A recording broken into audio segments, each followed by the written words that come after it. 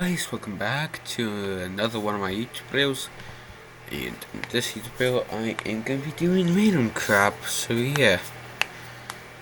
Oh, and also in this video I am planning on trying to make history for my YouTube channels, since well, my company basically, since if you look how tomorrow's the last date, it will almost sell. So yeah. Well, welcome to another one of my videos. This is my last long form YouTube video of good old 2025.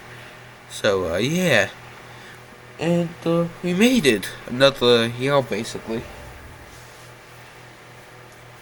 and my company doubled basically this year in terms of subscribers and videos. So yeah.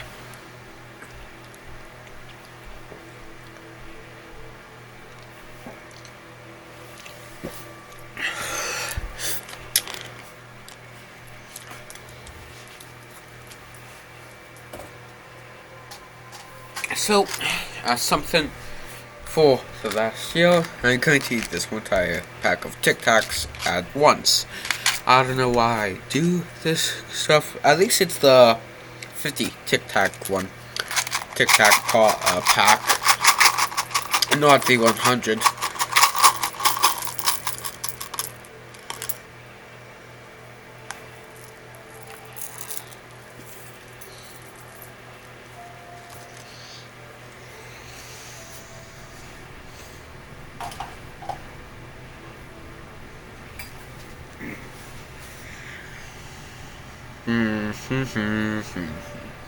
Where's my controller? There it is.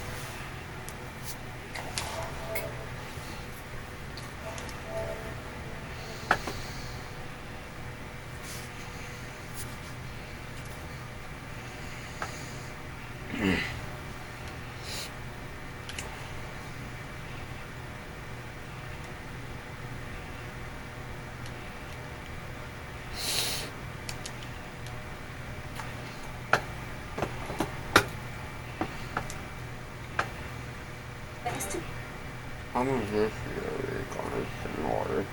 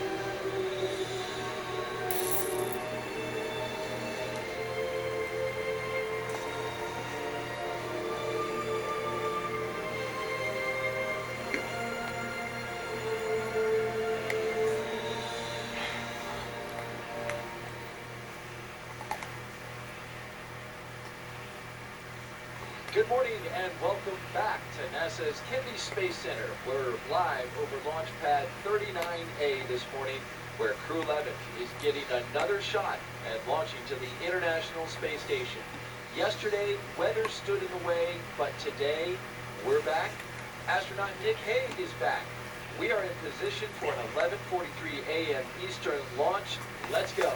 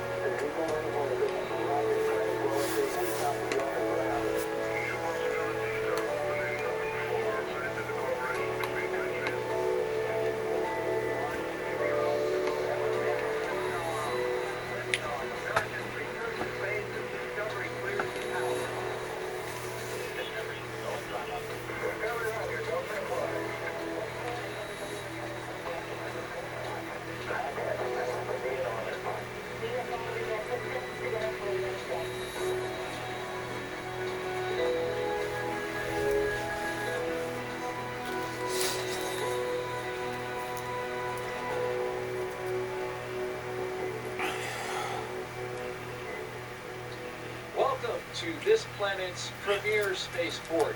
This is a live look at Pad 39A, the very same pad that sent Apollo to the moon, now launches crew missions to orbit. As we orbit the pad, we see Dragon Endeavour at the top of the rocket. Its 4 crew members, including 2 NASA. Well, that is going to be the end of this video, and bye.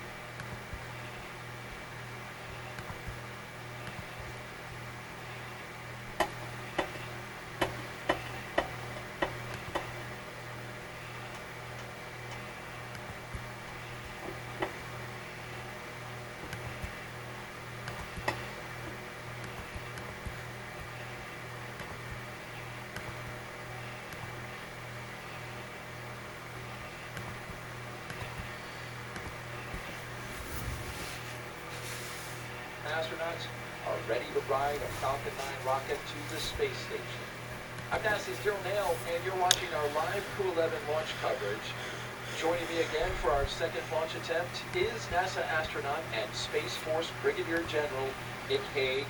He is a spacewalker, Crew 9 commander, and my co-host. Well, Nick, how's it feel knowing that Crew 11 is going to get another shot today? Hey, today we're launching humans into space. It's a fabulous day. Ready?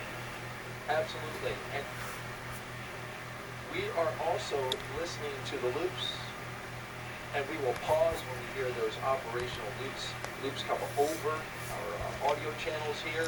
You will not see Nick or I on camera until our final hour before liftoff. For now, it's audio only as we document and show you the video, the pictures of the sights and the sounds leading up to liftoff. It's been a beautiful morning so far. Astronaut Nick Hague was outside capturing the beautiful sunrise this morning around 6:30. Yeah, what a sunrise it was, too. Yeah, it's a beautiful day out there. It sure is. And it started that way yesterday as well. As we know, we headed into yesterday's launch attempt, which was slated for 12:09 p.m. Eastern Time, with just absolutely perfect weather at the beginning of our journey. You see clear skies there. However, we had weather interrupt what was going to be, and at least looked like was going to be, a perfect setup for launch. The crew was good, the vehicle was good, the spacecraft was good. We were green all the way across except for at T-minus 1 minute and 7 seconds. We had a cumulus cloud into the standoff area with a 10-mile radius around the pad. And so when that happens, we have weather rules that constrain launch, because when you launch a rocket through a cumulus cloud, especially if there's energy in it, potential lightning could be induced by a rocket launch. We stood down for that launch opportunity yesterday. We got so close. It was so close. We were out there a minute ago, and off goes the warning for lightning in the area, and you can see the rain in the distance coming down, and Mother Nature decided to let us track it instead. And we are hopeful she will give us a chance today. We certainly know that the conditions will be very similar to the ones that were in play yesterday. We have a sea breeze that's going to be coming onto land, as it always does this time of year, and it cooks up things in the atmosphere. The question today, though, is with our T0 at 11:43 a.m. Eastern We're Time. scouring the globe for the two airports with the paved runways that are closest to each other so we can give you the shortest flight possible.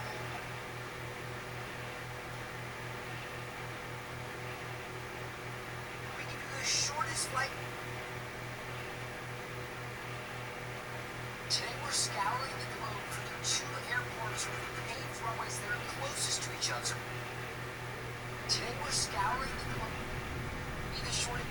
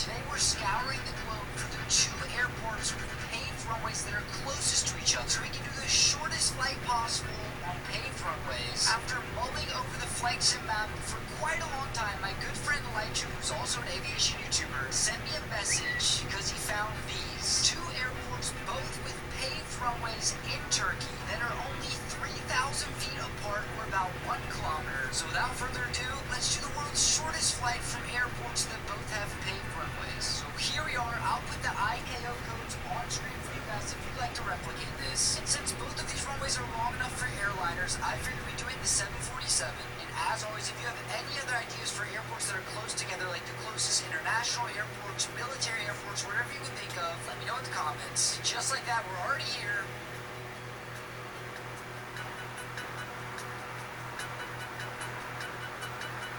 That's got to be the shortest 740.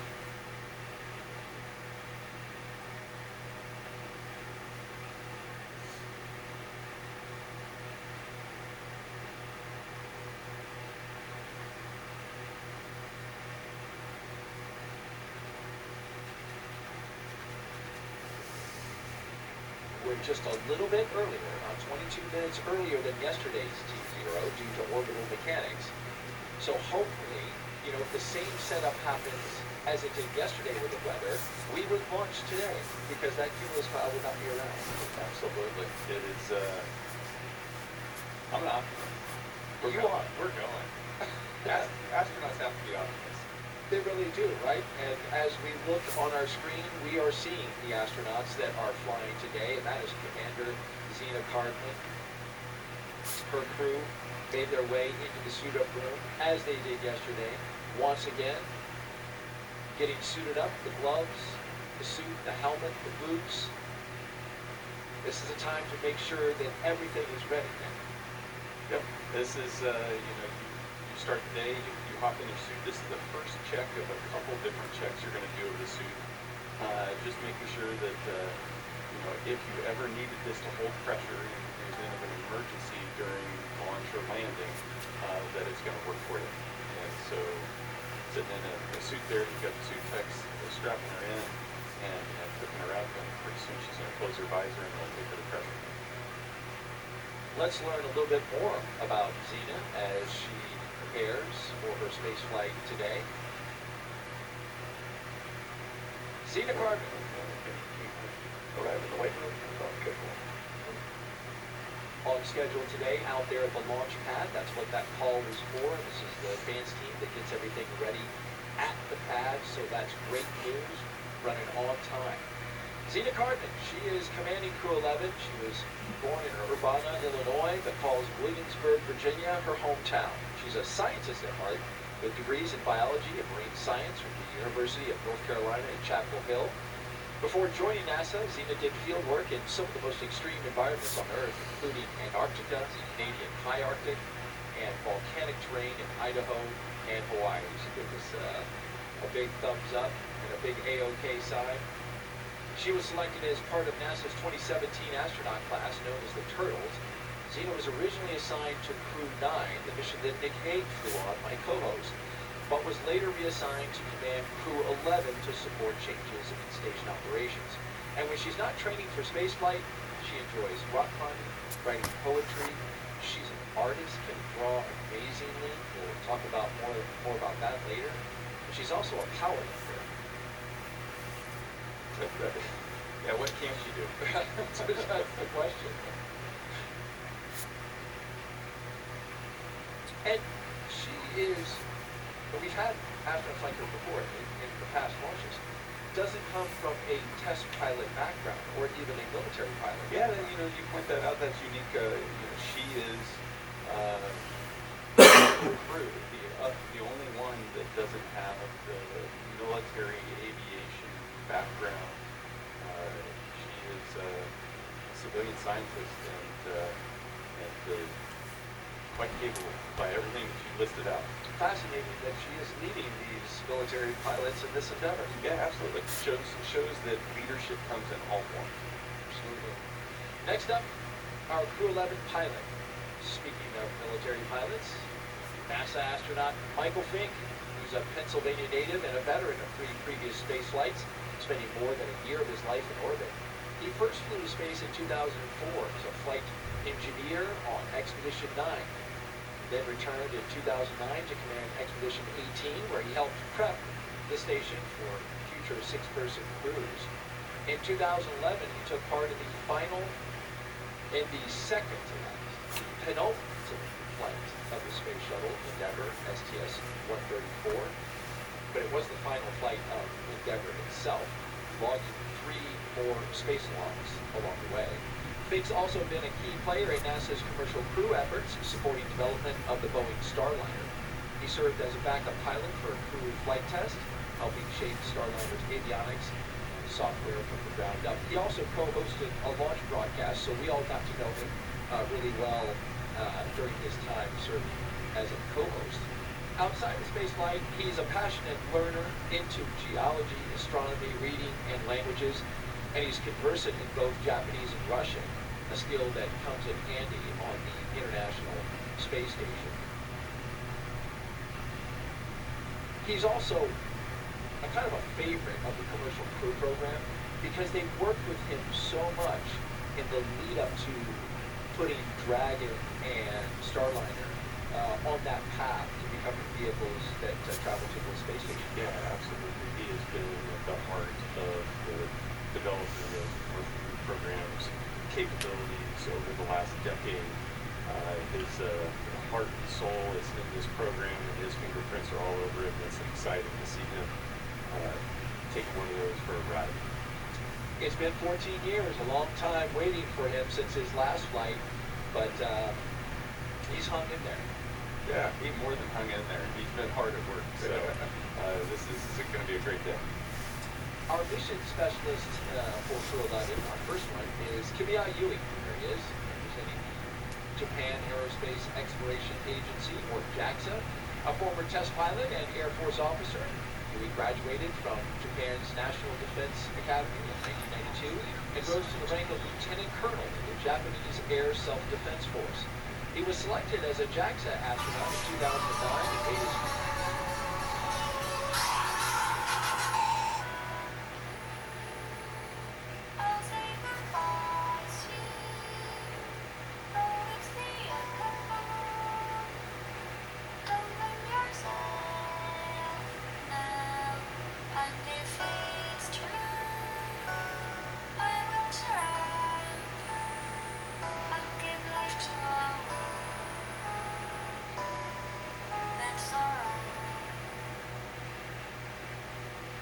So Pokemon's controversial snack company Vada has officially shut down just 2 years after it was founded. The brand's social media has been deactivated, their website is taken down, and you can't buy any of their products on Amazon anymore. As you guys might remember, when they first dropped their cookies, they got a lot of backlash because of just how expensive they were. And in response, Pokemon...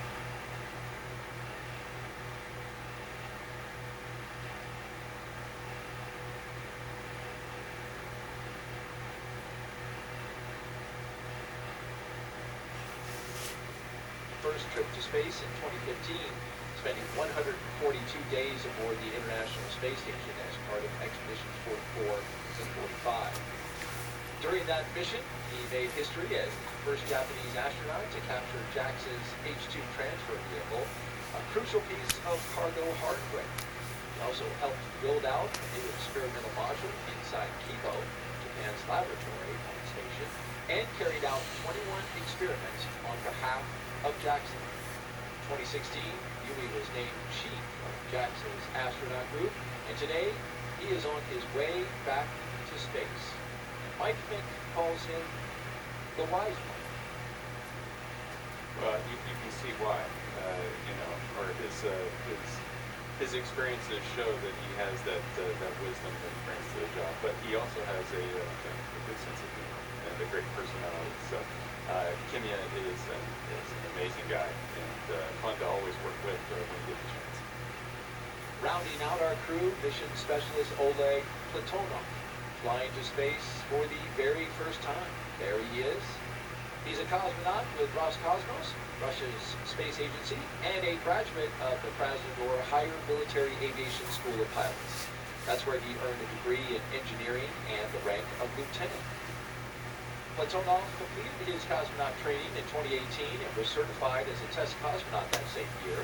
Earlier this year, Roscosmos announced that he would launch to the International Space Station aboard a Crew Dragon as part of Crew 11. That marked a new chapter in international collaboration. He is married, has one child, and today begins his first journey to space, weather permitting. Yeah, and so Alex and the newest class of cosmonauts over there, and I had the chance to cross paths with him a couple times. He has just got an amazing personality. Quality counting that actually open on schedule. Continue to be on schedule. That's good.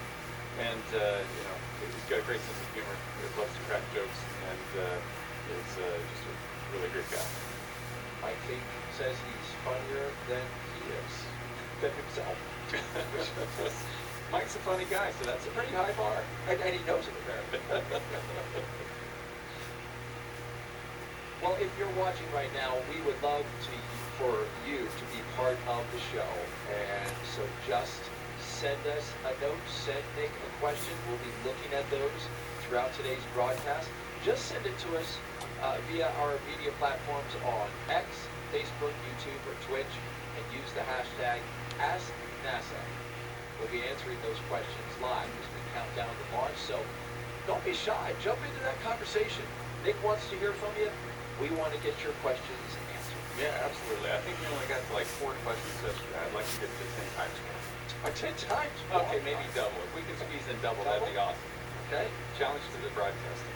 All right. Well, the challenge has been laid down, folks, as we watch Mike and Simeon.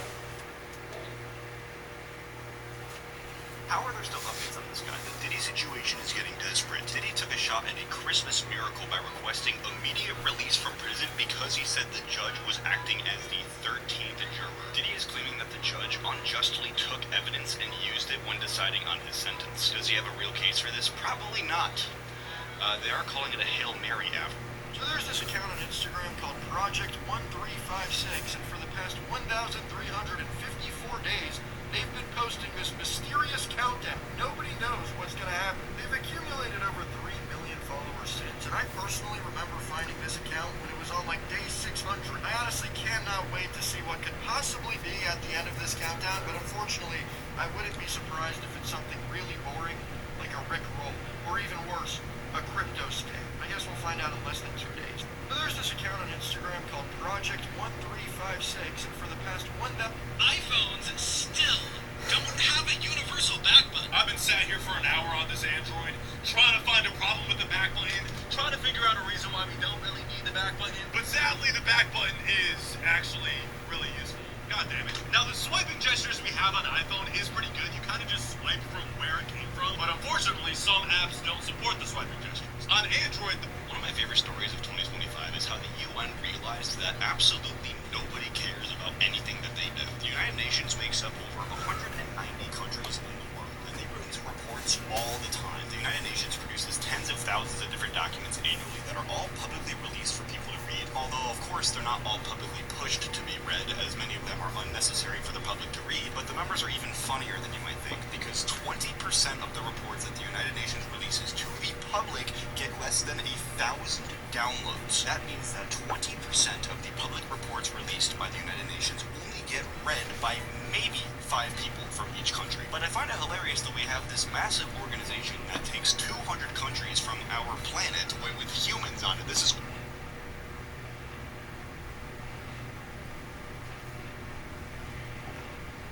Oh, this is my last YouTube short on this YouTube channel, on my nice second YouTube channel that I am uploading this year. Luckily, next year I'm going to be uploading a lot of YouTube shorts, so yeah.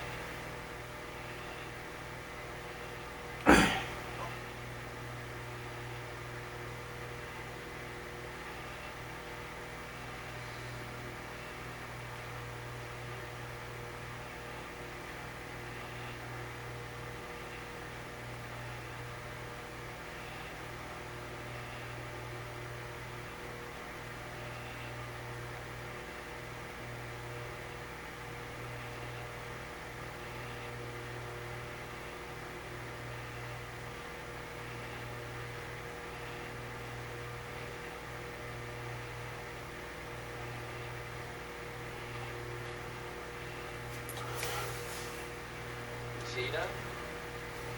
Pose for pictures.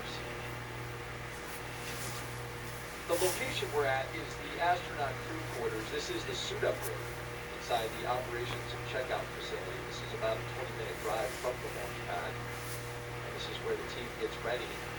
This is their second time going through this routine. So, He pressed the controls super fast and do they beat get any this. quicker as they get ready? Well, they're definitely more comfortable. You can tell that today. You know, so this is the third time that they've gone through this process in the last week. The dry dress yesterday. Checks are complete on schedule. And as we can tell, they passed their leak checks because they're doing photo ops in the suit-up room. But, you know, after going through a scrub the next day, everything's pretty fresh. The nerves aren't there as much. You still have that blender of emotions that you're going to be going through. But you're ready to go. And you can tell the mood is positive and they are excited. I do sense that more relaxed vibe inside this room than it was yesterday. It seemed like there maybe was a little more nervous energy, but just like you said, They'll be on countdown with the situational briefing. Currently, all models are at UCB out, and earlier Dragon Gyro Compass alignment was completed and passing. We remain on track for an 11:43:42 a.m. Eastern T0. Both NASA and SpaceX have completed the commissioning process with no core conjunctions at our current T0. The advanced team is at the White Room and the side hatch is open, and they're making preparations for receiving the crew. Crew's ongoing suit up at the OSC building. Launch site weather for today was briefed earlier at 40% POV due to cumulus cloud view, and we'll be monitoring the chance of convective activity near the pad. Reminder to use procedure 52.911 crew contingency procedures for any required crew contingency action in today's operation. Overall, Falcon, Dragon, and the pad remain healthy. Pending any questions, that concludes the briefing. that was a brief from SpaceX's launch director for today. You heard the weather mentioned, 40% probability of violations. That puts it at 60% go. For today, that is a lower chance of go than we had even after the LWO put out his weather forecast yesterday, initially starting off at 25% POV. That has increased to 40%. But due to the arrival of those sea breeze, that sea breeze activity, that convective activity we talked about, which will happen along the coastline. We'll talk more about the weather in a bit. But first, we want to talk about one of the support folks that's here inside the room as part of the team. You can see that most everyone there in the room wearing a black ninja suit, they are SpaceX employees, except for this gentleman right here, number 30. That is NASA astronaut. That is NASA astronaut Marcos Barrios. He is in the role of astronaut support person, so he is with the crew, both here in the suit-up room, but also at the ready, going all the way out to the pad. Yeah, Marcos will be with them all the way until they crawl in the capsule, and he is the crew office, the astronaut office representative as part of the pad crew. They're just to keep a watchful eye and make sure that anything the crew needs is taken care of. And you know, he's the advocate for the crew all the way to the final steps. He heard you talking about it, Nick. It gave us away. He's good like that. And so now the crew is sitting in their recliners, taking the load off. Those recliners, to me, they harken back to space shuttle days. Remember when those guys were getting ready, they sit in, a big recliner and looked like they were kind of relaxing, taking it easy. Yeah, nice and cozy.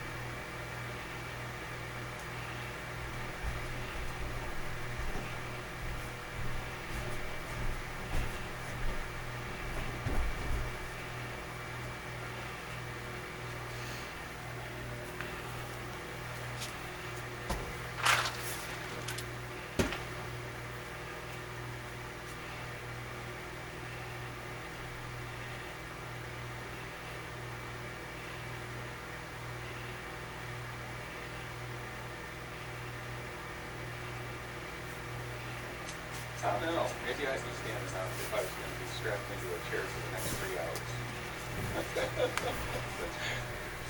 We should stand up more from time.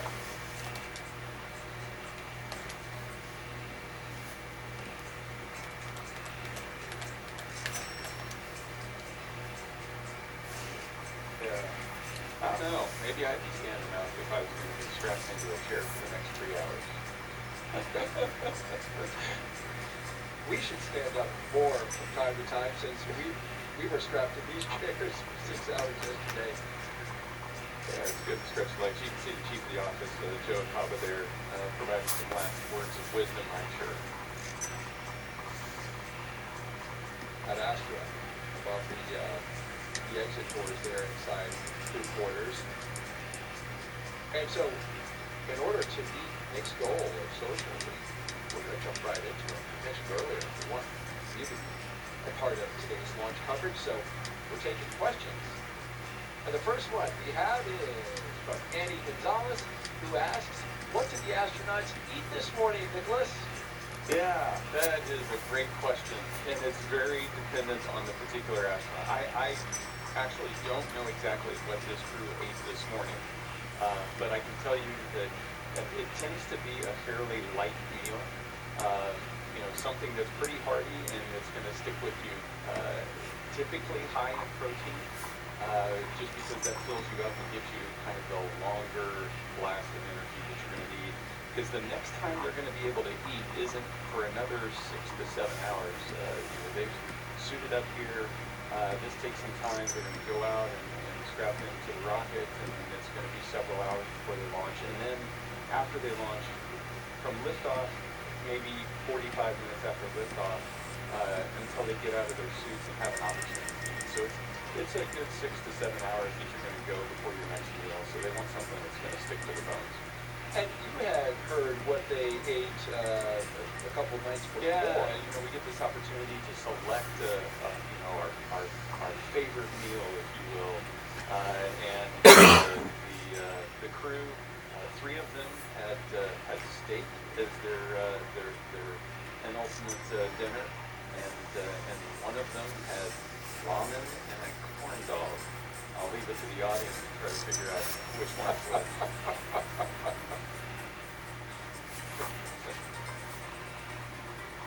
Well, you were telling us yesterday that you want to eat food that you're familiar with. Yeah, you don't want to shock the system. You're about to adapt to microgravity, and that's a big enough shock. You don't want to change up your diet a couple days before. So my technique was just let me just continue to eat the breakfast I normally eat. Let me eat the dinners that I would normally eat. I wasn't trying new foods or trying to cram in all the things I was going to miss into the last week of dinners. Just try to keep things normal. There's going to be enough stress on the body. Well, Oleg threw us a heart as he was sitting there, which we appreciate. Mike Fink, meanwhile, looks like been there, done that. He had. It's true. He's more than a year in space already, and he's getting to go up there for another 6 months. He's a lucky dog.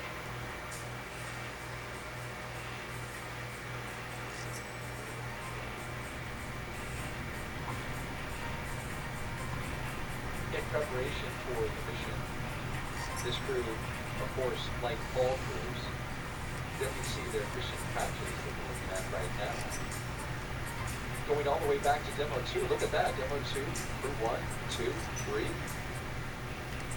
Axiom is in there as well. Yeah, you can see all of the cruise missions where they did a suit beam check in that chair.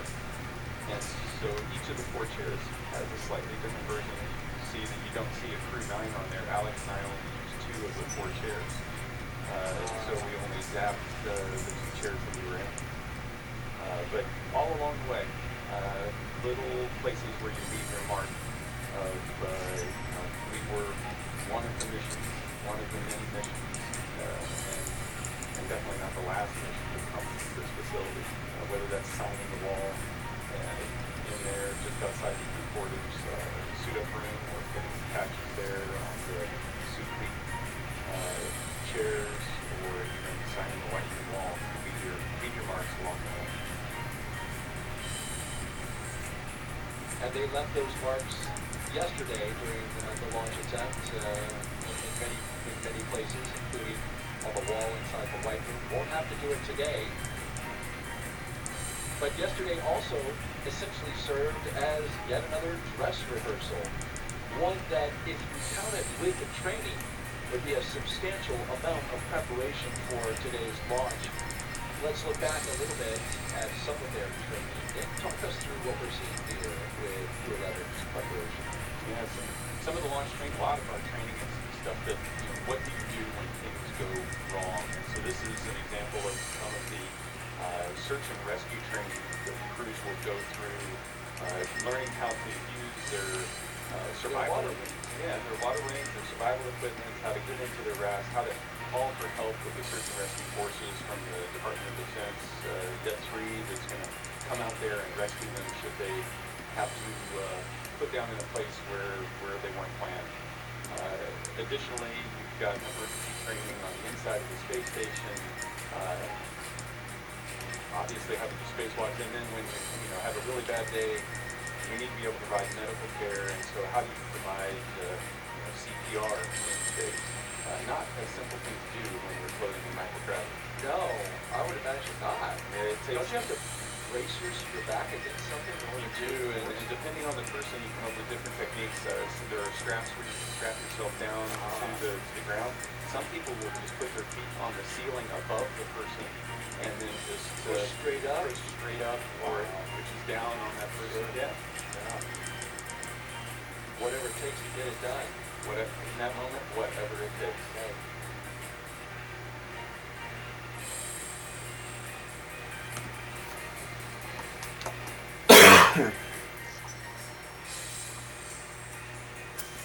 You had an interesting training, Nick.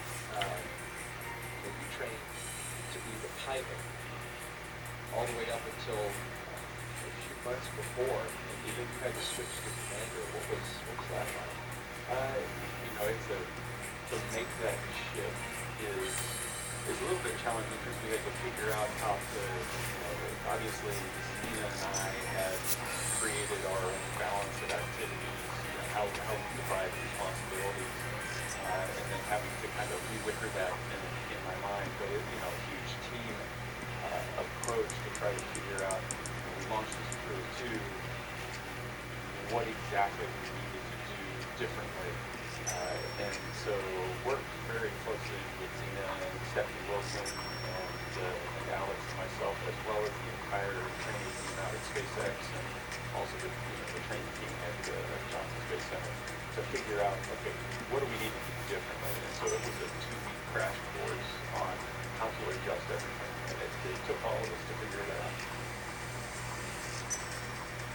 Of course, your Crew 9 mission went on to be very successful, lasted a little longer than it was supposed to. It was a 6-month mission, went to 7 months, so you essentially tested out Dragon for a little bit of a longer duration. Today, it will be planning at this moment on a 6-month at the minimum duration mission, but hoping to extend that to 8 months. Yeah, I think crews are today in the mindset. There's been enough. There is no standard plane mission these days, and crews go up fully understanding. The families understand as well. There's been enough examples that your mission is going to last as long as it needs to last. And on average, that's somewhere around 6 months, but it may be longer. And there's a lot of factors that drive into that. And crews, as well as their families, know it's not about them individually, it's about what does the mission need, what does it require. And I'm thinking of the advancements that we have made in spaceflight when long-duration space flights were thought to be a few weeks or more, right? And now, here we are on the precipice of getting approval for 8-month missions as the standard in space. It's progress. We go from average shuttle duration, like 10 days, to average missions, 6 months, to now, it's, we've really figured out how to support the human in low Earth orbit to be able to keep them up there for a long period of time and keep them healthy.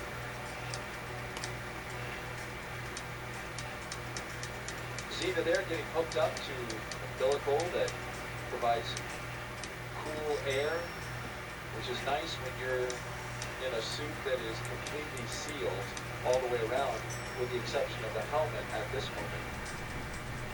Yeah, it only takes a couple minutes to really start to heat up in those. If you can imagine, you're essentially inside a balloon that's shaped like you, and it generates some heat. Oh, time to start in. It is. This is a tradition that happens before crew can leave the suit-up room. And so you've got the chief of the astronaut office, Joe Acaba there. He did this yesterday. We're going to do it again today. And of course you have the crew on the other side.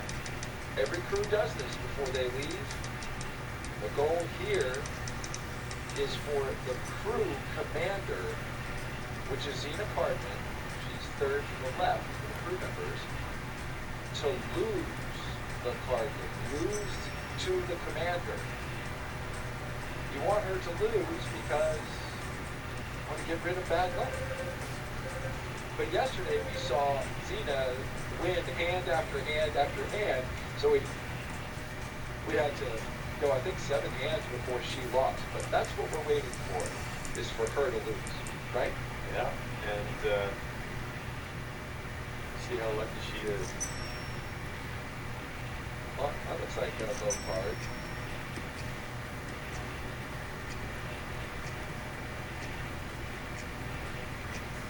Okay, so Xena and Oleg are hanging in there again.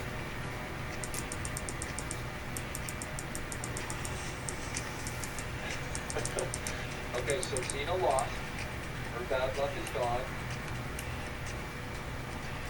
Now we're just waiting for the mission specialist. Oleg Fortuna. And he loses. he loses and they applaud. Yeah, well, time-honored tradition. Absolutely. That's the way it works. All right, the fun and games are over now. It's time to go launch in space. Let's do it. All right, as we head out of the astronaut headquarters room, we bring you live to their destination.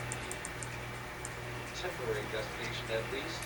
Launchpad 39A, where their Falcon 9 rocket stands ready again.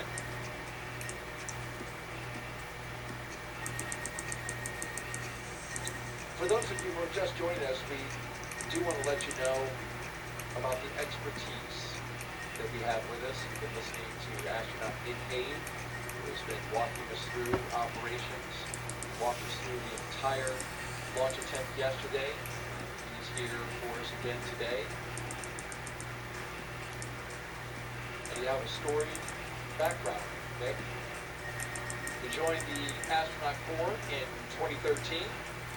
A native of Kansas, Nick holds degrees in aeronautical and astronautical engineering from the Air Force Academy and MIT. On his first mission to space in 2018, he survived a launch aboard a dramatic in-flight failure of the Soyuz rocket over Kazakhstan. He and his crewmate, Alexei Ovchinin, returned safely and went on to spend 203 days aboard the International Space Station on a follow-up mission in 2019. In 2024, Haig was assigned to NASA's Crew 9 mission and upgraded from pilot to commander when the crew was reduced from 4 to 2. The change enabled integration of NASA astronauts Butch Wilmore and Sonny Williams, who returned to Earth aboard Crew 9 with Nick following the uncrewed landing of Starliner. After a successful mission, the crew splashed down in March off the coast of Tallahassee, bringing Haig's total time in space to 374 days, including 4 spacewalks. That's an impressive resume with, as we learned yesterday, a lot of stories to tell along the way. With such variety and adventure,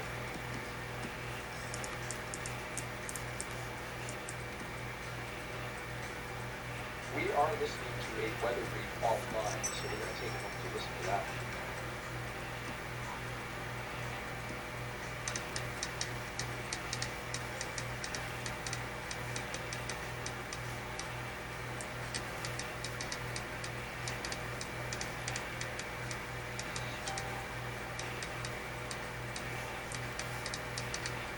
Okay, so we just heard an update from the launch weather officer on his plans to update the launch team on the weather.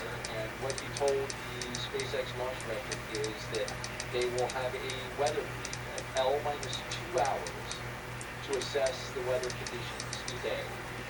There is concern about the possibility of pop-up cumulus clouds and storm clouds in the area, but the launch team felt good enough at L-8 hours today, which was around 3:43 in the morning, when they held their first weather briefing of the day to proceed forward. But they are monitoring this closely. Yeah, you know, and this is good news, right? We feel comfortable enough that we will continue to. We've got an opportunity, we've got a chance, so we'll continue to march down the timeline. You know, as soon as they feel like it's not going to pan out, that they're gonna knock it off and scrub through the day. So this is positive news. L-2 hours will be 9:43 a.m. So we will listen in again for that update, which is important in this launch flow because 2 hours before gives you plenty of time to discuss and look at the conditions, talk about all the data as you prepare for the moment where you cannot adjust, and that's the beginning of tanking at T-minus 35 minutes. Once that kicks off, then you are on your way unless you call a scrub. Yeah. Yeah, no, there's once you start to tank up the rocket, now you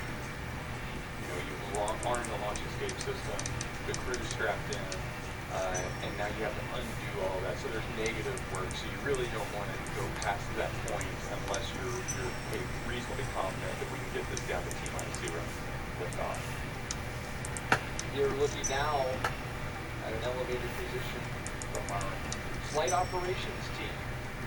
Our Kennedy Space Center helicopter gave us a good shot outside the operations and checkout building. This is the facility where we saw the astronauts suiting up on the inside. This is where they walk out to their awaiting vehicles. They are 3 Teslas, 1, 2, 3, with the license plates that say live, laugh, launch. Those are good words. Especially the last one. There it is. You got 2 of the 3 yesterday. You did. We did. But it begs the question, where did the love go? Oh, you know, it's still there. You see him with the heart hand signal, so there's plenty of love. Plenty of love going around? Okay. Yeah, you're right. I saw it. That's Zeta's favorite move. She throws out the heart. Well, she's an astronaut with a lot of it. Yeah, so they're anxiously awaiting the team, you know, getting ready to walk down the hallway and mentally start to make that shift of, okay, we have trained and started to leave the station, and we're heading to the pad. As we look at this license plate, let's review the past 10. Look at there. One of my favorites is Later Earth with an 8 in there for Crew 1. I like Blast Off with Crew 5, using the 5 as an S. You have Bite, Crew 7. I don't think you know that one. I did the Bite. There you go. 7 letters. You know, Jessica Beer said the same thing. Joe, you didn't hold that long enough. From her, I kind of get it. From you, that surprised me. And hey, there's yours.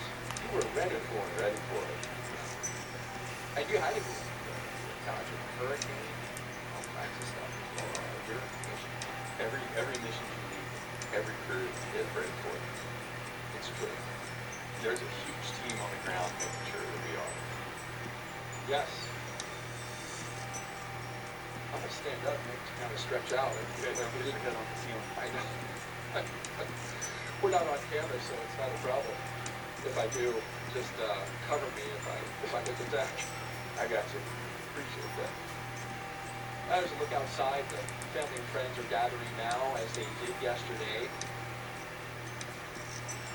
And you've been on a second Washington, albeit with very different circumstances surrounding it. But when you do it again, hey, this is a chance to say goodbye again.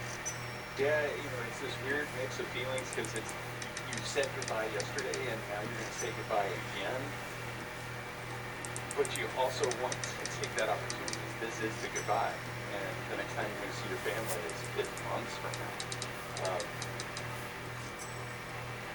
So it's still a special time.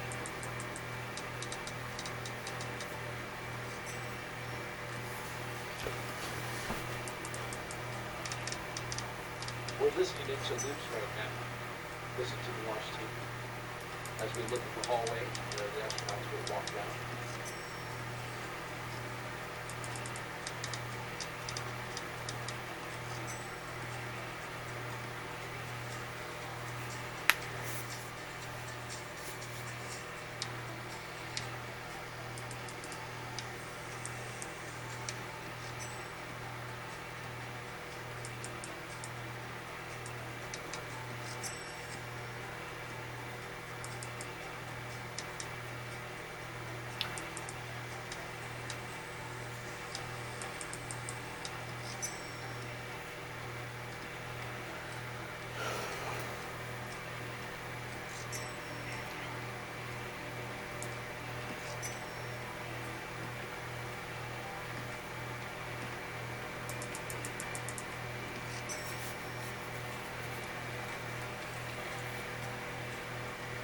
All right, nothing to note on the loops. Just taking care of launch business. T-minus 3 hours and 27 minutes and counting. If you're just joining us, you are watching live of the launch of Crew 11 by NASA and SpaceX to the International Space Station. Our T0 today is 11:43 a.m. Eastern Time. We have an instantaneous window, which means we've got it in right at that second. The seconds today are 42 seconds after the 43 mark.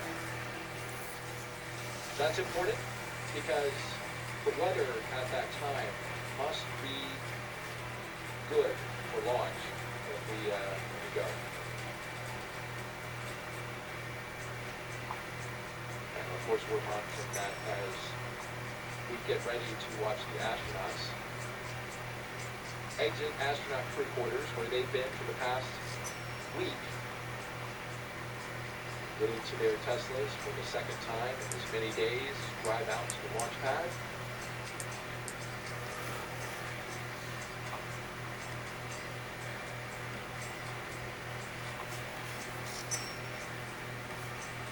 Were you able to find out anything about what the astronauts did while they were hanging out the past 24 hours? I traded a couple messages back and forth. Obviously, when they got back to the quarters, it was straight into debrief, because that's what you do with operations. You perform them into debriefing, because even yesterday you can learn things about the operations.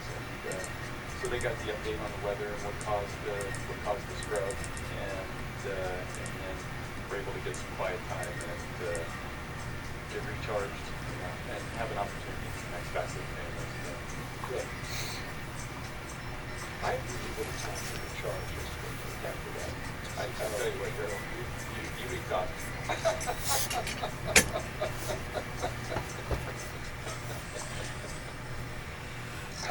I was asleep by 5 o'clock. Well, it was a long 6 hours, and we counted down from starting in T-minus 4 hours and 10 minutes, and we went all the way to just before T0, just a minute before. And then, of course, we documented the astronauts' journey as they detained the rocket, egressed the capsule, and made their way back to astronaut crew quarters. All right, here they come. Here we go again. Crew 11 walking the hallway. Zena Cardman, Mike Fink, Oleg Platonov, Kimi Ayui. Ready to do it again. Into the elevator they go. Getting ready to begin their journey to the launch pad.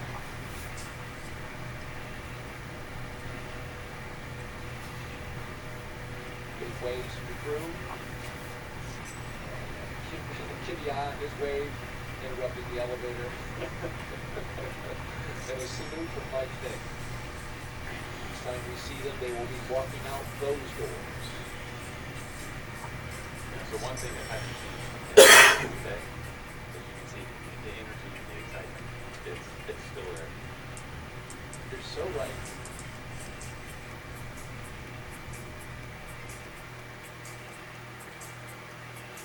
Because after all, at the end of the day, it's another attempt to try to go to space. And that is just... Yeah, and as a crew, you're in the mindset, we're going.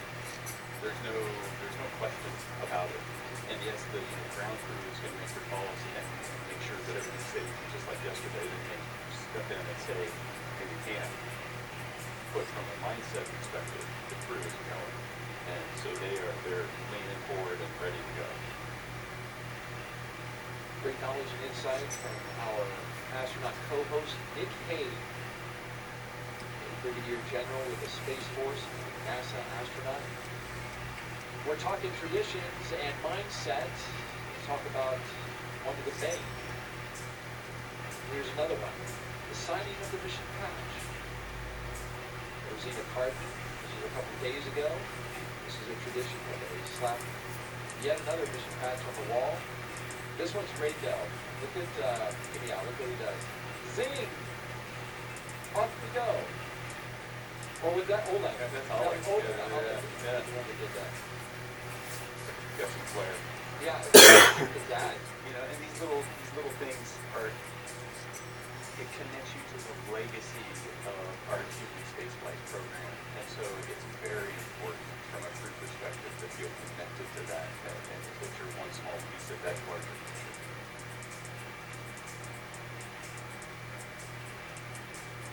That's right. Legacy that goes back to the 1950s. Here on Space First. Families are there. You can see them. Family, friends, and loved ones, as well as special guests. The doors open up. We're going to see the crew shortly. But they're behind stanchions. And that's for a reason. Quarantine is so important, making sure that we keep the crew healthy. They've been in quarantine for the past 2 weeks, and we preserve that all the way up to the point of them getting in the capsule. And so you see those stanchions providing that separation to keep that safe distance so that nobody is up there and hurt themselves.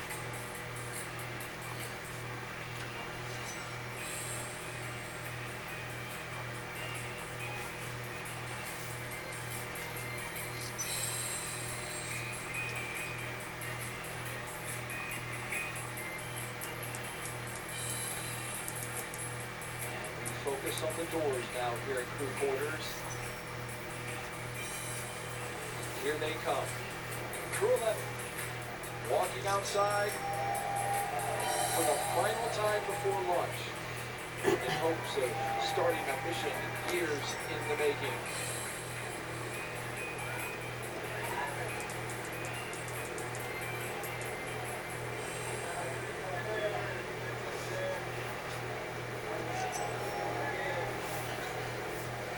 Nick is waving. You can't see him, but he was literally waving at his screen. How can you not?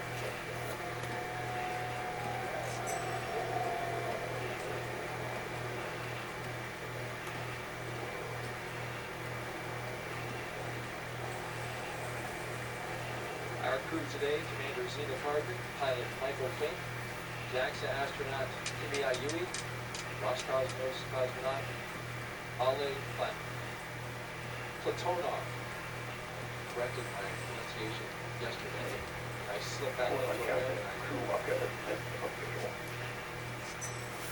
Everything on schedule.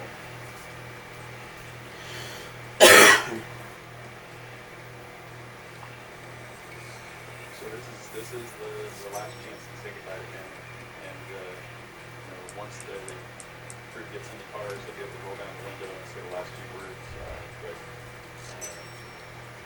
friends and family, spouses, children, I'm gonna see you in 6 months, maybe.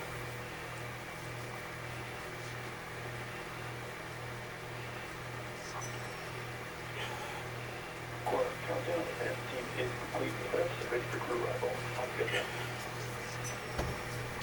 So we've got the word that the crew can pull out from their location.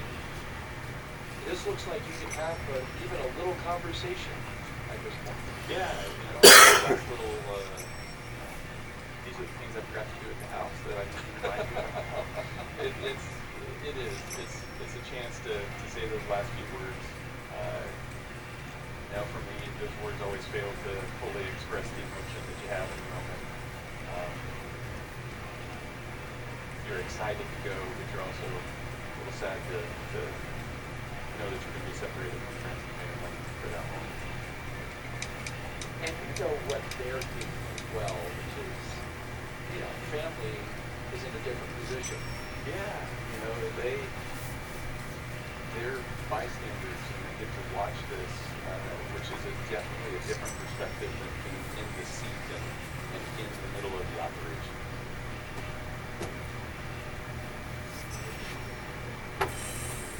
It can be stressful, but NASA does an amazing job of providing extended support for families to help them, especially in stressful times like a launch.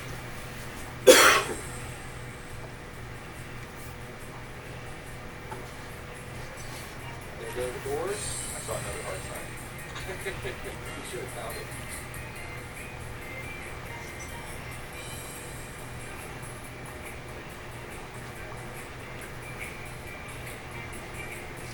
So you see 3 Teslas there. The first Tesla has the closeout lead and 2 suit technicians.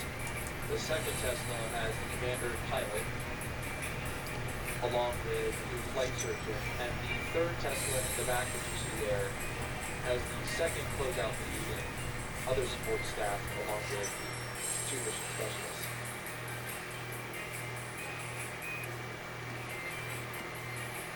Here's that moment you were talking about, Nick.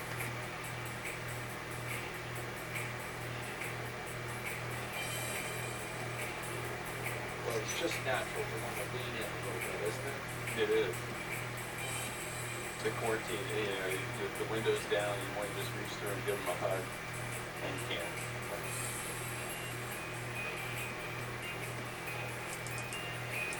Well, they're queuing up the playlist. Songs that they will listen to on that 20-minute journey. I see Jessica Watkins from the astronaut office, fellow astronaut. They're taking some pictures. She's in the blue flight suit. Yep, and we've got astronauts assigned to each of the families to provide them that support. And it means a lot for the crew member that's launching to know that you've got one of your colleagues, one of your friends that's there to take care of the people you hold most dear.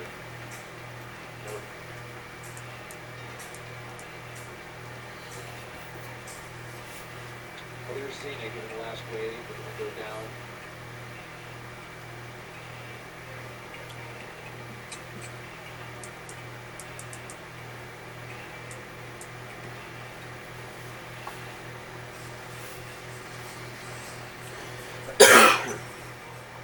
There's lots of mixed emotions when you're launching. This is one of those moments where it's lots of smiles and energy, but there's also teary eyes. All right, to big cheers, the crew is pulling out. Crew 11 on the road to launch pad 39A.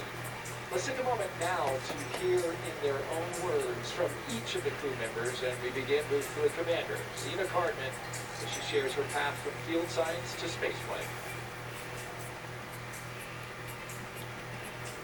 I think a lot of ways, science and exploration is just innate to us as human beings. It's why toddlers ask so many why questions. It's just part of who we are. In many ways, I think trying to explore space generates solutions to problems that we didn't even know we had. My name is Zena Cardin, and I'm the commander of NASA's SpaceX Crew 11 mission to the International Space Station. I was born in Champaign-Urbana, Illinois, but grew up in Williamsburg, Virginia.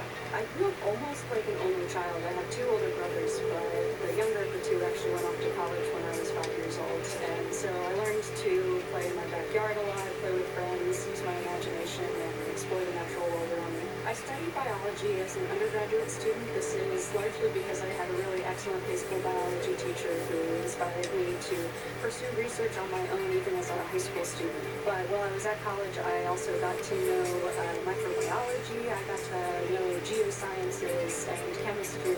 I wound up doing a lot of research in the oceanography and marine sciences department and studying in remote locations like Antarctica. I also, while I was an undergraduate, became a creative writing minor, and I've always really valued that chance to study the creative side of my brain and explore our natural world through that side as well. I love being an astronaut right now because there are many pathways to get to the International Space Station.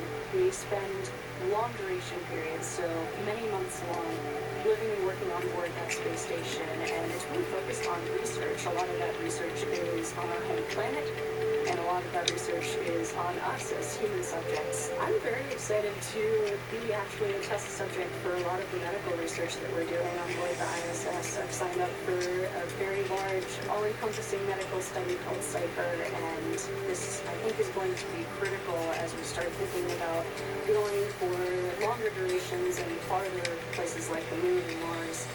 My role as commander is to bring out the best in my crewmates from the moment we start training until the moment we get back to Earth and then some.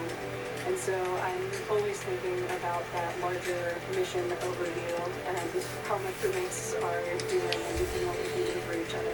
Spaceflight, by definition, requires collaboration and requires more than one person. And the chance to be a part of something much larger than myself has been humbling and inspiring and deeply fulfilling. Even since I was a child, looking up at the stars and thinking of the cosmos is inspiring. It helps me answer questions like, what are we doing here? Who are we? Where are we? I don't think we grow if we don't challenge ourselves. I think that's true for myself, it's true for teams, and it's true for us as a society and as a species. We have to take some risks, we have to challenge ourselves in order to push ourselves, and I can't wait to see what we discover during my career and for generations to come.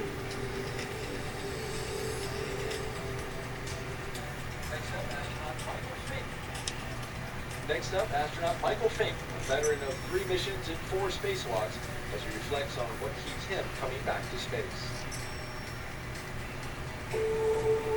Human beings, part of our nature, part of who we are, our identity is explorers. Because every time we explore, we improve our lives and our situations. It's just natural.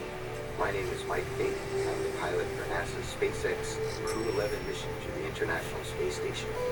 I grew up in Pittsburgh, Pennsylvania, home of the mighty Steelers, and it was a great time to grow up, lots of great educational opportunities, a time that was tough economically, but a place where we knew that dreams could come true. When I was like 2 and 3 years old, my parents would wake me up from whatever nap I was taking to watch moon landings. We would do moon landings back in the late 60s and early 70s. And that made a big impression on me. So I knew that back then, even when I was like 3, that I wanted to be an astronaut. I wanted to go walk on the moon. I wanted to go explore space. So I learned to read so I could read more about space. And the more I read, the more excited I became. When I was in high school, I didn't know what engineering was. I knew what math and science were, physics. I was kind of good at that. Math, I took a leap of faith and went to an engineering program at the Massachusetts Institute of Technology, MIT. Thankfully paid for by an Air Force ROTC scholarship, and then hustling with side gigs on the weekends. And I got to study airplanes and rockets, 2 of my favorite things. So I was able to graduate from MIT with 2 degrees. And then the summer after graduation, I had a really wonderful opportunity to study in Soviet Union. Fortunately, I studied Russian language, so I knew enough Russian to go with some colleagues and spent the summer at Moscow Aviation Institute studying cosmonautics. And then I spent the next year at Stanford University getting a master's in aeronautics and astronautics. I love the space station. I helped build it. I helped the first modules get ready here on planet Earth. We've had the joy of living aboard the space station for 2 long-duration missions so far. We've learned from the International Space Station that space is a great place to really understand more about the universe. When we are aboard the International Space Station, we're still gravitationally connected to planet Earth, but we're free falling, so like we're in microgravity. So you take that big G out of the equation, and then you can find out what's really going on physically. We're also outside the atmosphere, so you can look to the universe beyond us without atmospheric interference. When I'm on a spacewalk, I can look out to the whole universe, and I can see how small our planet is, and how big and wonderful the rest of the universe is, and it's calling to us. We need to explore and go see the whole universe that's out there. Space exploration is something that really speaks to me as a person. We all kind of have our passions, and for me, since I was like 2 to 3 years old, I wanted to go to space, explore space, and I've had the chance to do that. Half my life I've been an astronaut, and I've really, really enjoyed exploring space.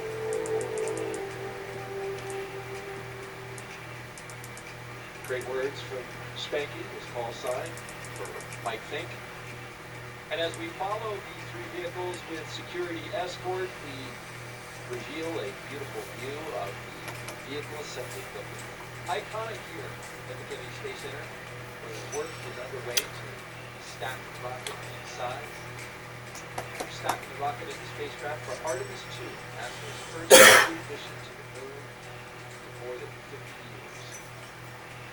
4 astronauts will launch around the moon as part of the Artemis campaign, a major step towards a sustained human presence on the lunar surface in a future journey to Mars.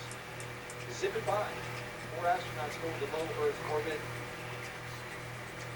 looking at a gigantic building that holds inside of it the rocket, and as well as next generation launch tower you see out there, ML2.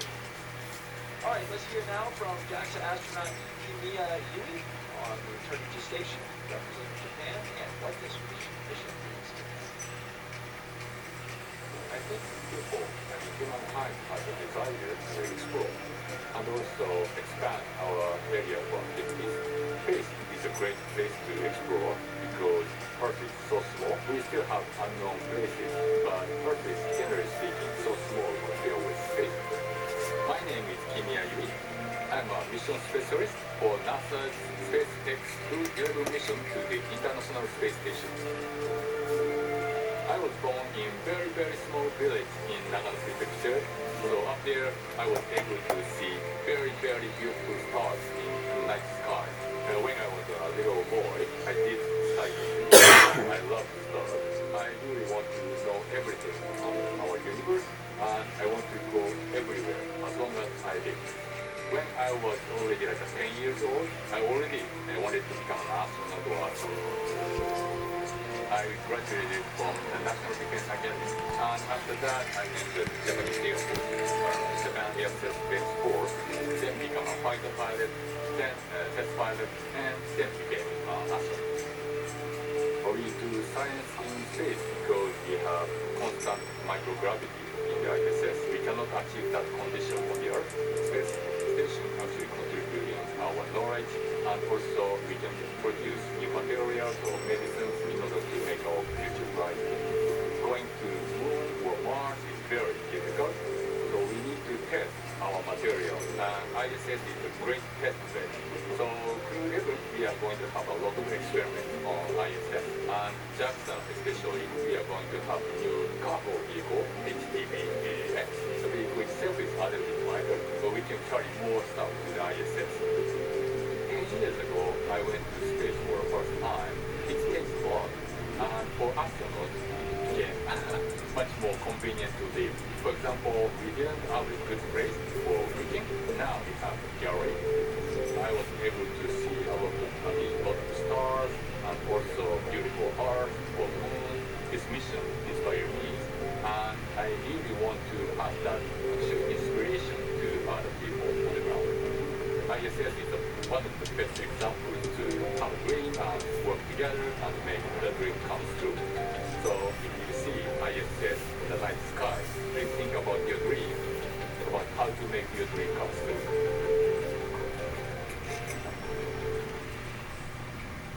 And finally, Roscosmos cosmonaut Oleg Plutonov sharing his thoughts as he prepares for his very first flight to space. Бесконечный космос открывает бесконечные возможности для человечества, поэтому есть необходимость осваивать Солнечную систему, осваивать просторы за пределами Солнечной системы. А для того, чтобы это сделать в будущем, мы должны закладывать эту базу. My name is Oleg Platonov, and I am a mission specialist for NASA SpaceX Crew 11 mission to the International Space Station. Я родился в большом индустриальном городе России, в городе Челябинске. Это моя родина. Я занимался в патриотических кружках, связанных с авиацией, космонавтикой, поэтому уже в мое детство я задумывался о космосе. У меня много целей в этом полете.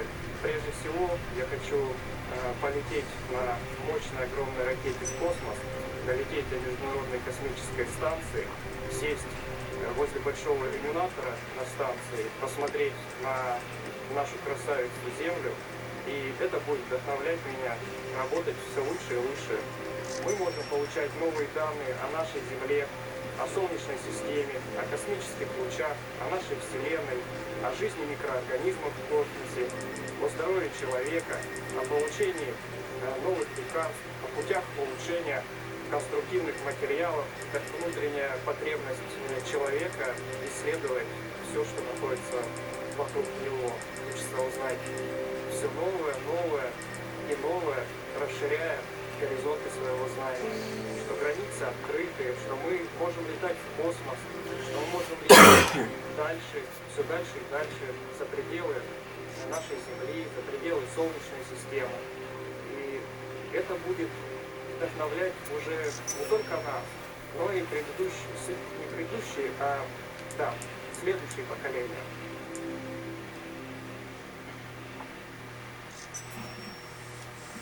And that wraps up, in their own words, Crew 11, as they arrive at the pad for their launch attempt today. Launch pad 39A, a beautiful shot there provided by the flight operations team here at the Kennedy Space Center. Those helicopters orbiting the pad, keeping the area secure. Look out, as well as carrying one of our cameras to give us some spectacular views. From this view, the weather looks fantastic, but it is very much a watch item for later. We are T-minus 3 hours and 1 minute counting. And while all looks fine now, we want to take a look at the weather forecast for launch time. Currently, we sit with a probability of go at 60%. Winds are light, 10 miles per hour out the west. Temperature is roasty, toasty, 87 degrees expected for today at launch time. The concern is cumulus cloud rule along with surface electric field rule, which together basically tell you pop-up storms, pop-up thunderstorms at the time of T0, currently scheduled for 11:43 a.m. Eastern Time. The sea breeze, as it does this time of year and as it is forecast to do today, will creep over land, and the convective activity from the warm air will percolate some cumulus clouds and potential storm clouds around the pad. We saw this yesterday as we were standing out there for the launch attempt. The hope is that those will percolate not too close to the coast, but it became more of a watch item today than it was for yesterday because of exactly the formula that played out. In addition to the fact that today we have additional moisture in the atmosphere. We're also watching the weather along the ascent corridor. We've got a low pressure system that's moving off the coast of the eastern seaboard. It's well north of the staging area, but we could have some storms in that earlier or afterwards. So that is also a watch item.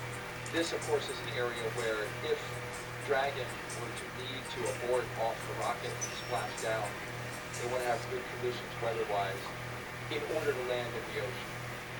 Yeah, you've got to watch. It's not just the weather at launch, it's the weather all along the launch corridor. And it's a really complex process. There's a lot of factors that go into it. And it's almost an impossible task for the weathermen to figure it out in advance. So we just continue to watch and take it down to the real-time call of are we ready to go or not. The launch weather officers, very capable bunch, they do their best. But like you say, weather is so unpredictable here in Florida that it's hard to get it exactly 100% right. But we use the tools we have and the data that we see, and we'll take it from there. Let's get a social question in that I've been queuing up. MPOV23 asks, we are watching the live stream, and my 10-year-old daughter, Zoe, asks, what do you do to keep entertained, busy, while in space for so long? Yeah, that's a great question, Zoe. It's one of those things where everybody's a little bit different. Some people read books, some people will watch a favorite TV show or a movie, or will sit around, every Friday evening after the long work week, you would get together and have dinner and share music and just talk. But without doubt, something that everybody does is go to the window and look out the window at the earth down below and just soak it in, because it is such an amazing view. You can see almost coast to coast of the United States if you fly over, so you see so much, and you almost start to lose the ability to see the impacts of humans, and you see the mountains, and you see the oceans and lakes and deserts, and you start to appreciate just how connected everything is on Earth. And then when you get on the other side of the world, you're in the dark, and then the stars all come out, and you can see the universe just kind of unfold in front of you, and there's so many stars that you can't see that many stars from the ground. And it's just so impressive. You could spend hours. I can only imagine. And all in 90 minutes, right, as you zip around the planet 16 times a day. Well, there is our commander and our pilot, Mike Fink and Zena Cardman, looking up at their rocket. Big hugs, big hugs. So Zena must have listened to your commentary yesterday, Daryl, because she was leaning back farther than Mike was today. I noticed that. I was going to say something. Wait, Mike Fink has the upgraded suit. He is the only one of the crew to wear the version 2, E2, R2, which is an upgraded suit that SpaceX is providing. In the elevator they go, the ground floor, up to the 275-foot level. This is a great shot. They were just there looking up at their rocket. It just gives you a sense of scale, which is so hard to get in the space industry. Yes. You see these pictures of the rocket from launch pad from a long ways away, and without you start to forget that these are small buildings we're launching into space. That's right.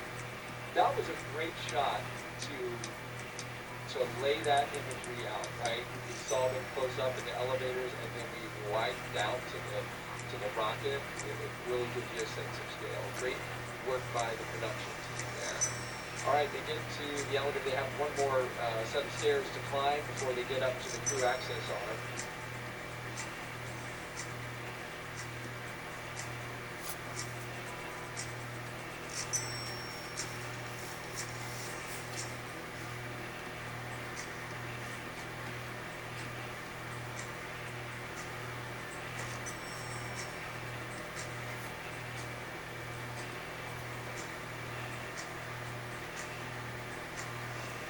Zena has some hugs for the closeout crew. Yeah, last little, thank yous for all the work yesterday and today, and getting ready to lock out the arm and get strapped in. Today's the day.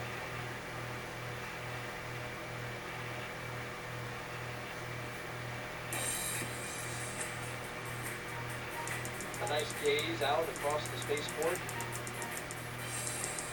You can see everything. It's an unbelievable view. It's so scenic.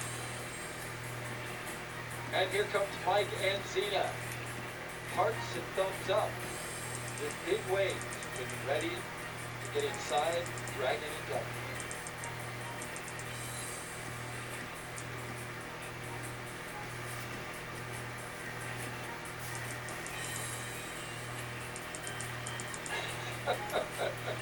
Is that a dab? He said he was a jokester. He's having a good time.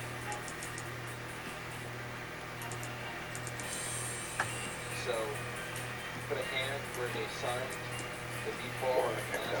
Reach the weight room on schedule. Because this is the second launch attempt, they will not have to sign their names along the NASA logo that you see there on the wall. They did that yesterday. Zena just put her hand on it, gave it a touch, and they'll go straight into making sure their suit is clean and there's no fog when they get into the Dragon Endeavour, spacecraft that will take them on a journey to the International Space Station, 260 miles above the surface of the Earth.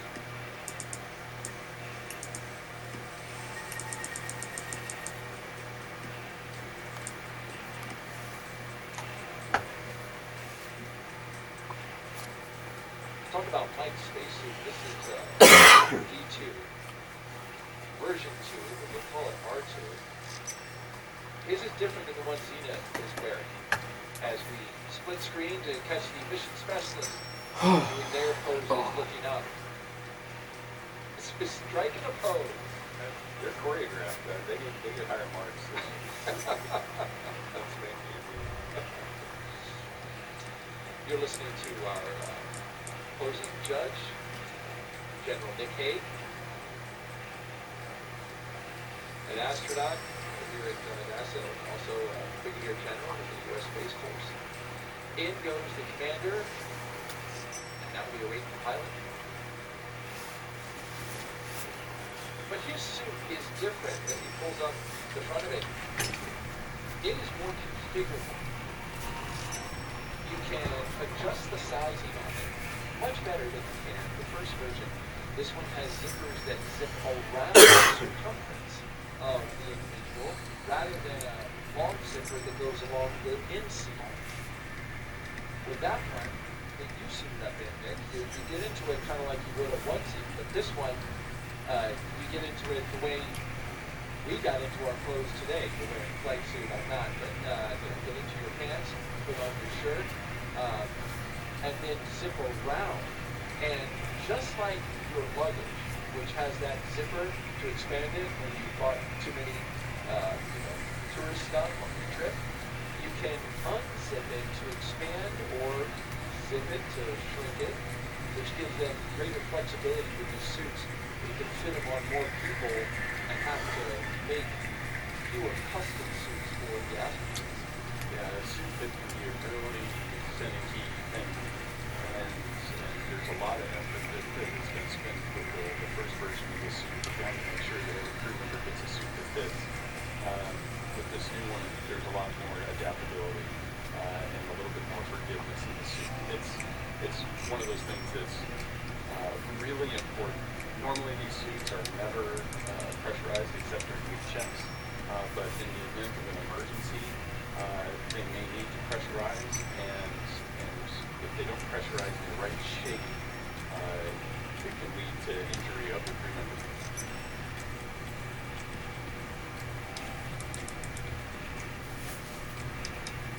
And here come our mission specialists right behind him.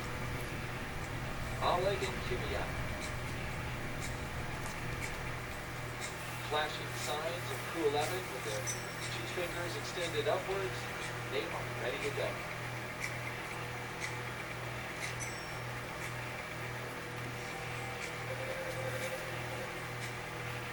You know what I love about the view you were talking about it earlier that we can see out the window there is that with the exception of the baseball launch pad and building and stuff, this is a pristine wildlife area that just goes on and on and on. So it's natural Florida the way it was before it was populated. Yeah, and it's that that stark contrast of nature and then this technology, like the most sophisticated thing that humanity can do, pop right down in the middle of it, and that juxtaposition is just, it's eye-catching.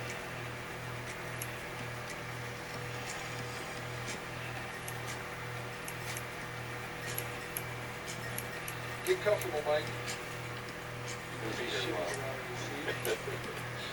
You want to make sure those straps are tight.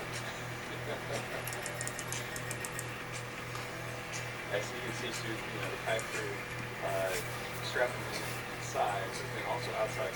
Some of the things that you wear on the way to the launch pad are there to protect you from getting caught in the suits or debris in the suit. So there's a cover that goes on the umbilical cord on the leg. There's some covers that go on the bottoms of the boots. Once you get to the white room, you take all that stuff off because it's clean at that point, and you're ready to get inside. And then you'll see them strapped in inside, as well as here in a little bit start to hand them their personal gear, which is that satchel that they're going to put on their left thigh.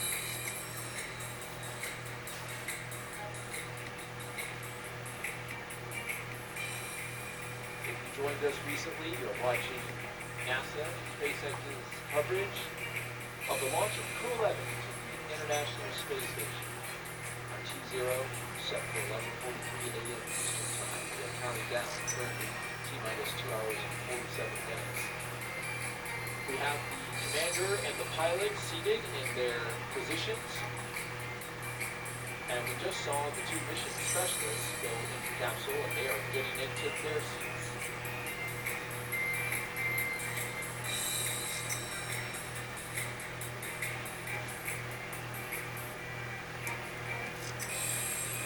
Dr. Wade is here, helping us document Crew 11's journey into orbit. In our split screen, we are inside and outside of the spacecraft.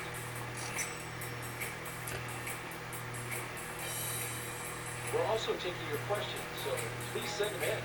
#AskNASA. Nick has given us the goal of getting as many questions answered as we can, so let's fire up another. It's only 2 so far. There we go. All right. Felipe asks, what's your favorite movie that revolves around space themes?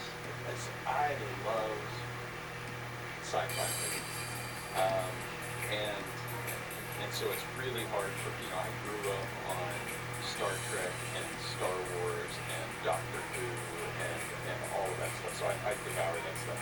So favorite space movie is probably the first one I watched, which was the original Star Wars. Yep. But you name it, I love it. They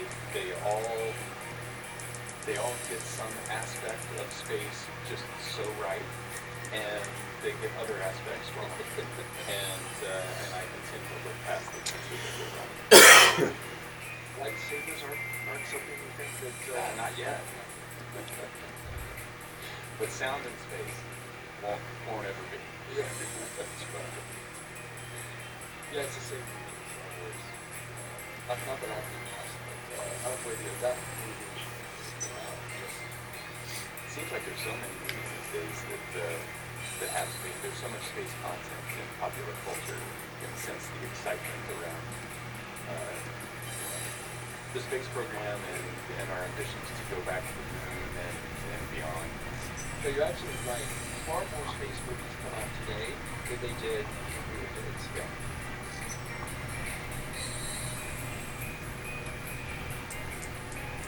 All right, Crew 11 now completely seated. This is their lineup from left to right. We have Oleg Platonov, Mike Fink, Commander Zena Cardman, and Kimi Ayubi.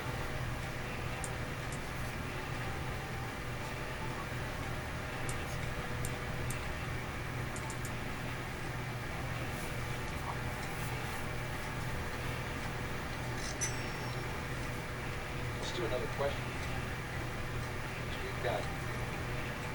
We've got them coming in, and thank you folks for sending them. Bennett asks, how do crew from different space agencies come together to train for a mission like this? And in this particular mission, you have the United States, of course, you have Japan, and you have Russia. So, those are faraway places. They are, but the world is small, and the way we train is we train together.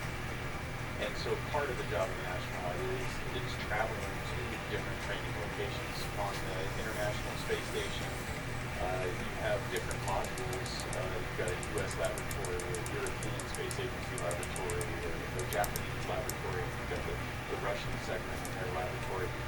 Each of those laboratory training facilities is in their respective countries, and so we travel to those locations in order to train. So you get to train with your crewmates and get to know them very well, but you also get to be trained by those training teams in those countries. And so a really special aspect of the space program is getting to know and appreciate the cultures and the people in Japan or in Europe or Russia or Canada or wherever you're training. You get to really meet and spend time with those training teams and understand that those people have dedicated their lives to the space program in such a profound way, and they're getting you ready to go do the impossible. All said, it's about 2 years of traveling around training specifically for the mission that you're assigned to. So in that process, this crew has spent a lot of time together. They know each other to the point where you know what that person's thinking, you know what you're able to finish their sentences for them. You really bonded together, and that's what makes a successful crew. Especially in a moment where you need it, being able to move quickly and communicate effectively, efficiently, I'm sure is critically important. Absolutely. You don't know what the future holds, and so you prepare, and those relationships, that bond, that ability to work together is what you're going to draw on. Great question. Let's do another one. We're rolling. Keep it coming, folks. Hashtag AskNASA if you're wondering how to get it into us. We are on the platforms Facebook, Twitter, X, YouTube. Robert asks, has your concept of quote-unquote home changed since being in orbit? What goes through your mind while looking down at Earth? There are so many thoughts that go through your mind as you're gazing down on Earth from space. I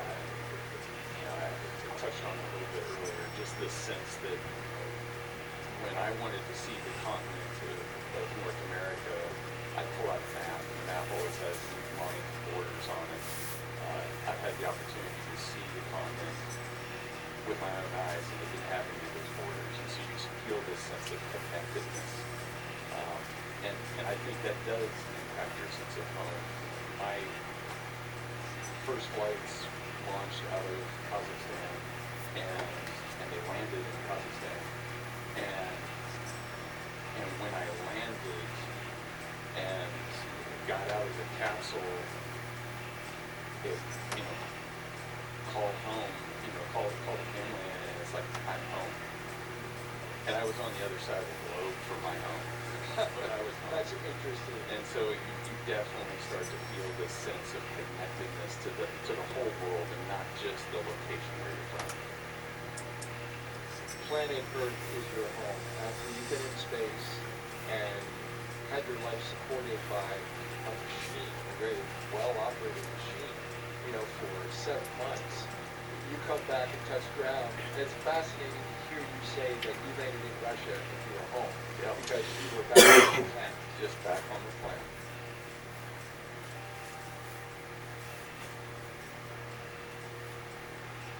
Well, these 4 crew members are preparing, as we've been watching them, get ready for launch.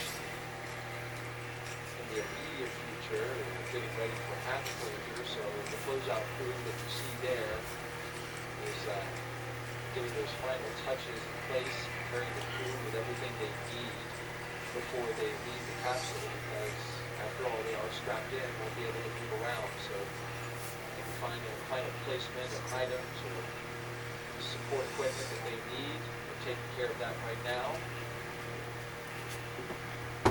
Yeah, there's lots of gear that you end up with on you once you're strapped in. Well, I am going to go to the bathroom, so yeah.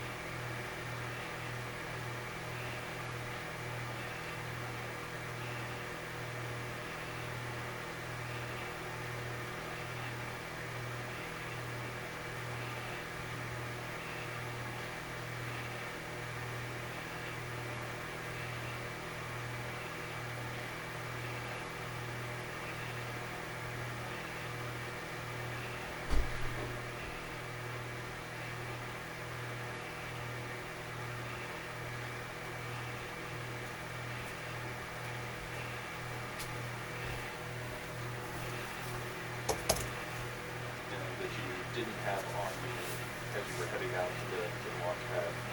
Probably the easiest thing to see in the view is the satchel that's on the left thigh. It's a kneeboard so that they have a place to write and take critical notes. Dragon, ready for comp check. Copy, ready for comp checks. We are configured for umbilical comp checks. So, sorry, seat 1, seat 2, seat 3, and seat 4 comp checks.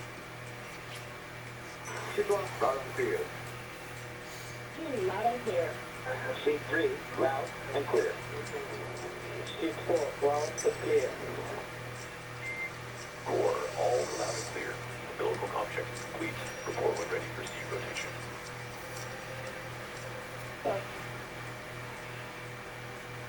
So we're running ahead of schedule with that communication check with the core, which is the resource engineer that the crew operations resource engineer that communicates with all 4 crew members. And so they went through and we heard from each astronaut, verified, and they communicate with the core. That's the first set of communication checks. We'll get another set, much longer set, later as communication checks are established with the launch team at T-minus 2 hours and 19 minutes. We are running ahead of time because those comm checks normally happen at T-minus 2 hours and 30 minutes, but we're 7 minutes ahead.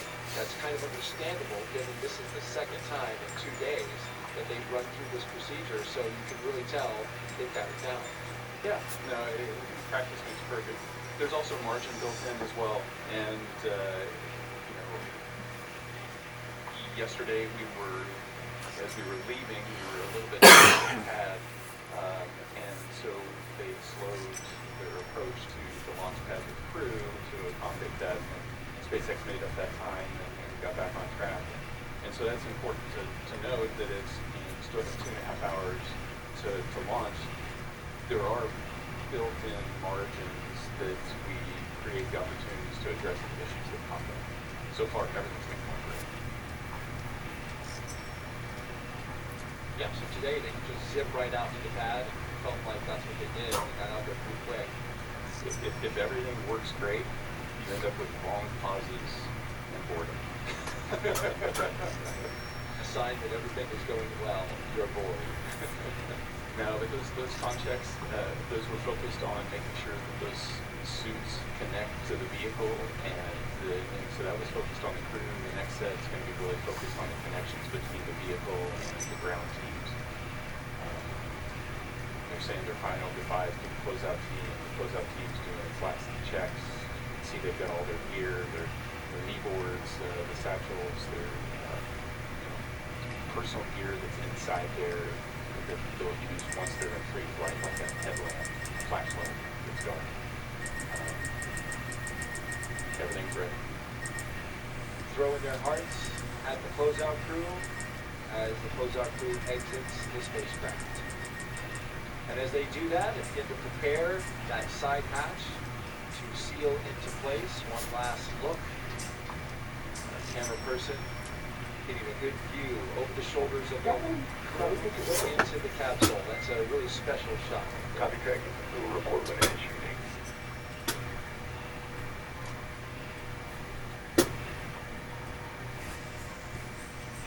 So here they're going to rotate seats here shortly, put them into the launch configuration. The next time those seats will rotate down. Per the plan is just after re-entry, once you come off seat G, getting ready for seat deployment. Dragon, SpaceX, initiating seat rotation. Copy.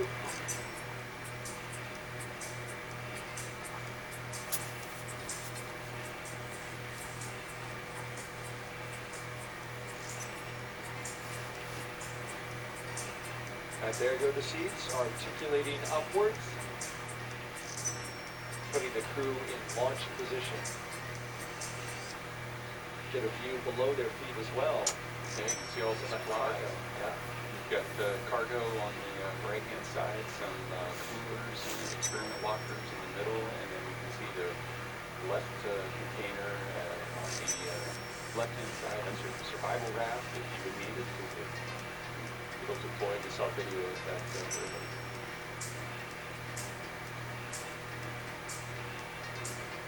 Dragon Space X. All right, out of the spacecraft we go. Great work by our camera person there, up on the launch tower. Dragon, good to go for Section 2. Sushi check preparation. Look at their signatures from yesterday. Happy with go for Signed it. I see olives. Yeah. It is unique.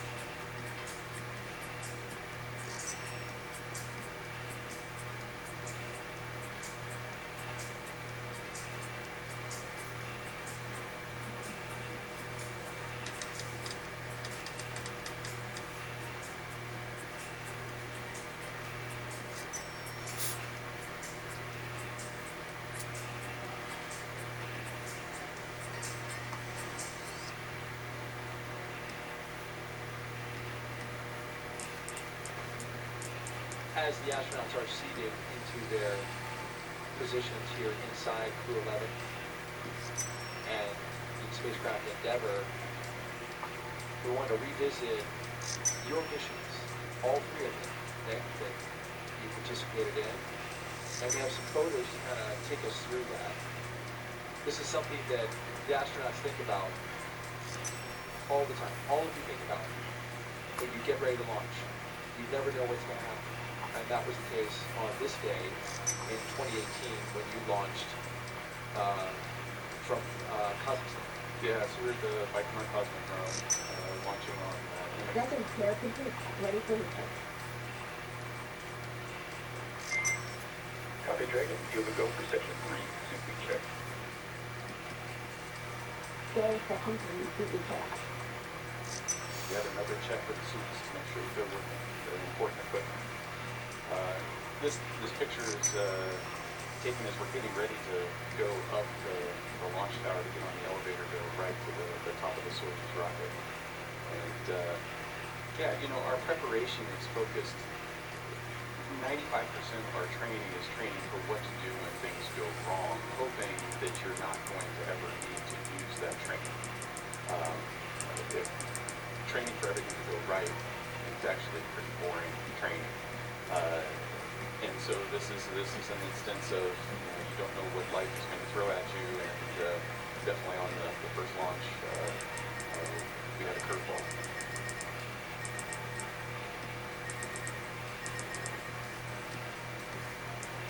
It was a beautiful day, kind of unlike today. Fall day, launching off the same launch pad that Yuri Gagarin launched off of, and 2 minutes into the flight, that's when staging occurs for the Soyuz. And for the Soyuz rocket, the little external boosters on the lower half of the rocket are empty at that point, and then they gently separate and then propel themselves away. But on that day, one of them failed to propel itself away, and when you're 30 miles up, going 4,000 miles an hour, the slipstream of the wind is strong enough that it forced that empty tank to impale the center of the rocket, and it disintegrated. In that instant, because everything happens fast when you're going that fast, the launch escape system pulled us to safety. And so this is a still shot of that moment. It's kind of a violent side-to-side shaking. The alarm is sounding here as you can see the alarm flashing in front of you. There's a light that comes on the console that says rocket emergency. And then you spend a second or so trying to figure out exactly what happens as you're slowly tumbling, continuing to coast towards space because we were going so fast. And so we coast all the way up out of that debris field up to about 90 kilometers. I made it to space. Yeah, depending on who you ask. Okay. Was it 62 miles is the Kármán line? I don't know what the conversion is for the kilometers. Yeah, so they use 100 kilometers as the international standard. The military uses 50 miles. That leaves this gray area, and as far as I'm concerned, I walked away alive, so that didn't matter. And so that launch escape system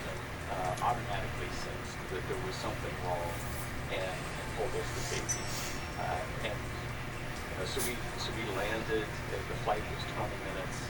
Pararescue forces were there to pull us out, and within 6 hours we were coming down at the airport, walking off the jet, and able to embrace family. You can see I'm giving Katie a hug, and That's your wife? That's my wife, and Alexei's there with his wife Svetlana, and our extended family is all there as well. And it's that sense of disappointment that it didn't work out, but also that sense of Dragon, 430, check. Copy Dragon, we see the city. Closeout team will perform final closeout steps and exit the capsule. You proceed to section 4, side hatch closed, and report ready to close the hatch. In section 4, and welcome.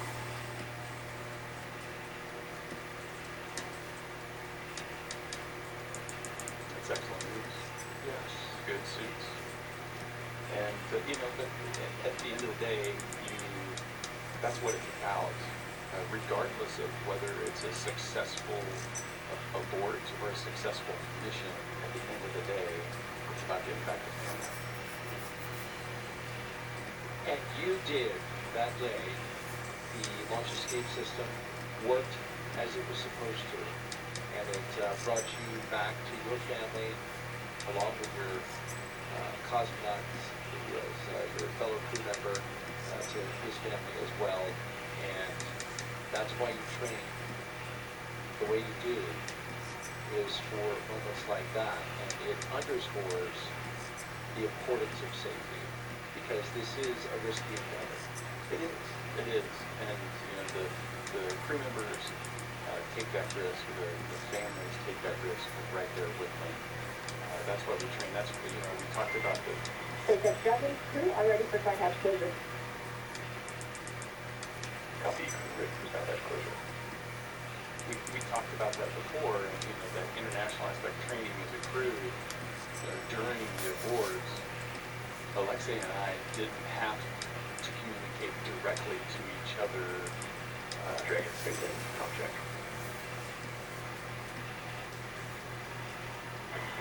Perfect. Dragon, loud and clear. 4, landing clear. Teachers com check complete.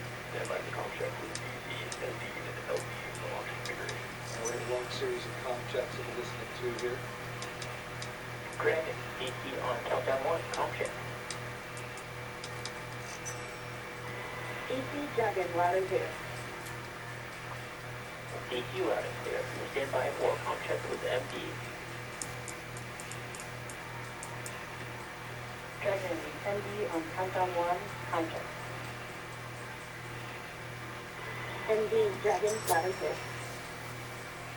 MD has you loud and clear. Stand by for com check over Dragon to ground. Dragon, MD on Dragon to ground, com check.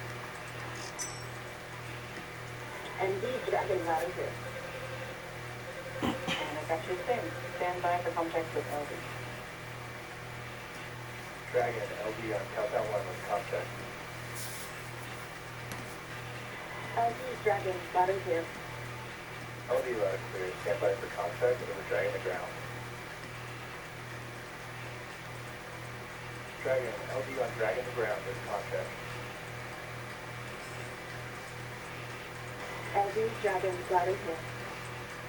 LD loud and clear. Dragon space in, launch configuration com checks are complete.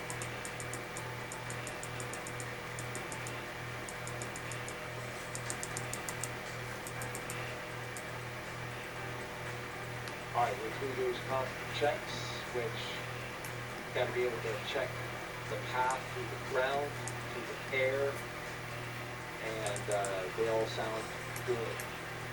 Back to what we were talking about, as we continue now to your next mission, which is MS-12, and that is, this was just 5 months later, you went to fly again, and we should mention that part of that decision to fly again and jump right back in on the Soyuz rocket is just how successful the Soyuz program has been. You had no problem getting right back on that spacecraft and that rocket and launching into space, because that is a highly reliable spacecraft, has been for a long time. Yeah, absolutely. And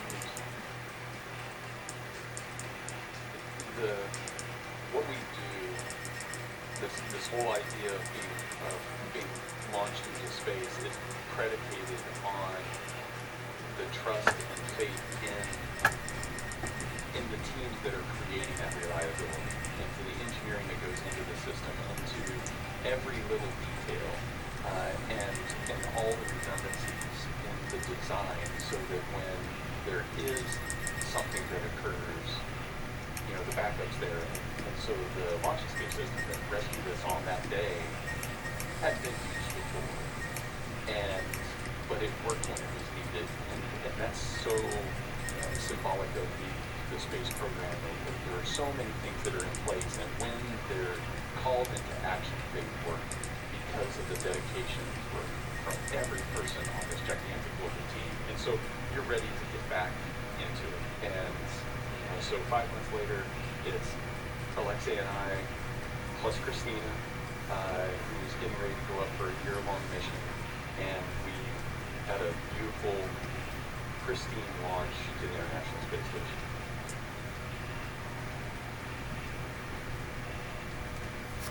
Nighttime launch this time. So,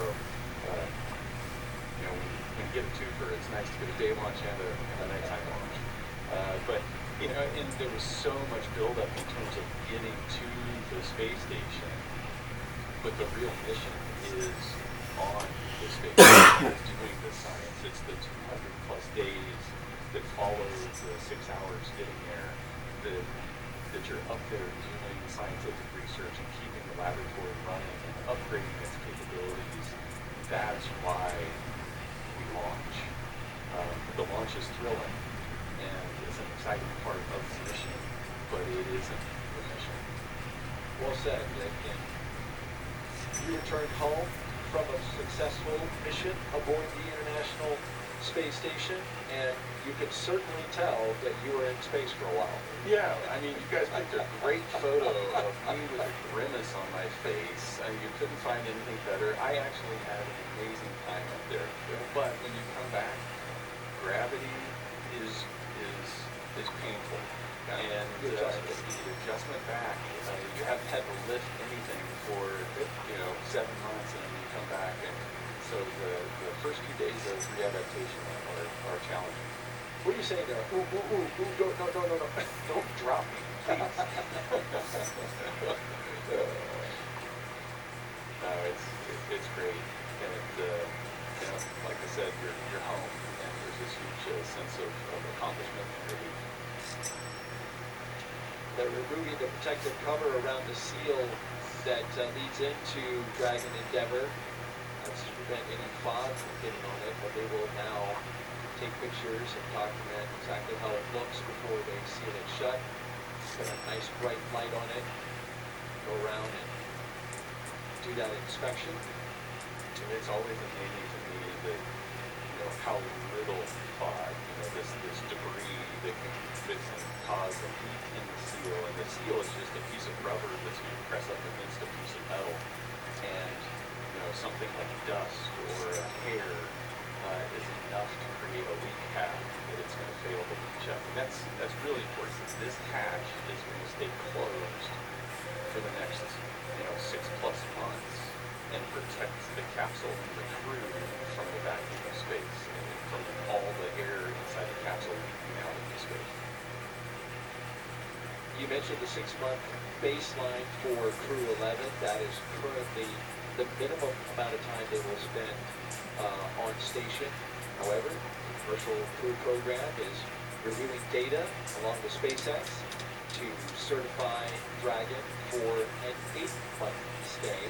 They're going to go ahead and let them launch, and then that certification is expected to happen sometime in October, and that will stretch their stay out to 8 months. And I've never heard of any astronaut saying, "Oh no, I get to stay longer."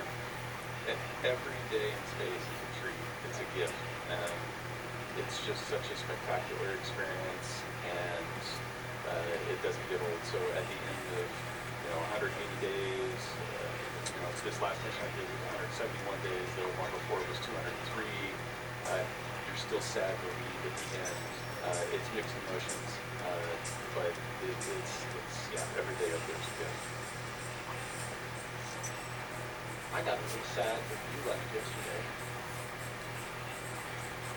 Stuck in tight quarters with me for 6 hours. Just so used to it. For 6 hours of being here, saying all these wonderful things about space, and I got in my truck and things gone. Good thing we smoked in this seat. Well, thank you. I think that is a compliment. Absolutely. It's been an absolute pleasure and honor listening to you tell these stories. And we have one last one. We want to talk about the most recent mission, of course, Crew 9. And this was just last year.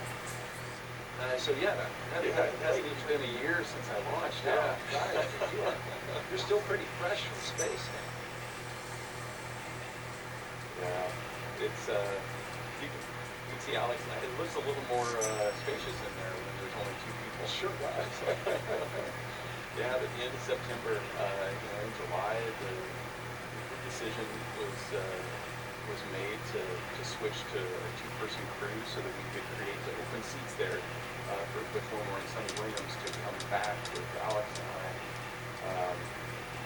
Their Starliner had some issues, and so NASA decided to bring it back on crew. And so Butch and Sonny we made the decision to have them join our crew in rotational mission to go up there and do a 6-month full-length, long-duration mission. And so Alex and I launched, and priority 1, beautiful launch.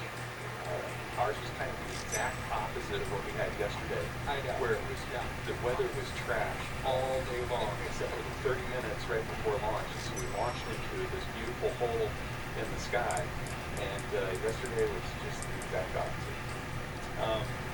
The goal, the priority was, let's get to space, and let's integrate Butch and Sonny into the Crew 9 crew. And so you can see us there in the capsule together. Butch is in the far field. Sonny's just off the camera in the airfield.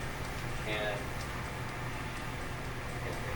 from, day 2 on the station, we were Crew 9 there for our 6 months of scientific research. And that is the mission, is to go up there and do that research and maintain the station and continue to discover. And then we were able to get everybody back home safe, which in the end, that's again what it's about. It's about getting back to the family and giving them a hug. And that was such a high-profile mission. It was very much in the spotlight. When I talk to people who know I work at NASA and say, "Oh, what are those 2 astronauts that got stuck on the station?" I say, stuck was the word that just did not. Stuck got stuck. It did. Stuck. But they transitioned. NASA made the decision, and immediately they became test flight, crew members into regular increment mission specialists. And they just made the pivot. Oh, it's already uploaded fully. They worked alongside you. They were part of Crew 9, and you brought them home on Dragon. And, it was really making the best of the situation, a decision that was made, to get full use of their time. I think I did all of those. So, there you go. Hey, let's put it to work. And I obviously did all those. And there you go. Preparation for hatch closure. Stand by for hatch closure and then transition to hatch close. Ensure all items are secure now for launch. Tracking copy from Wilco.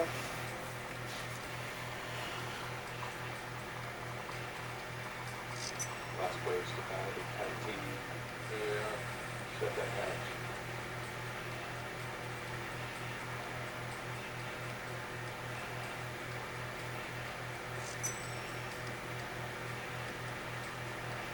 And the closeout crew closes the hatch to Dragon Endeavour, sealing the astronauts inside for their journey to the International Space Station.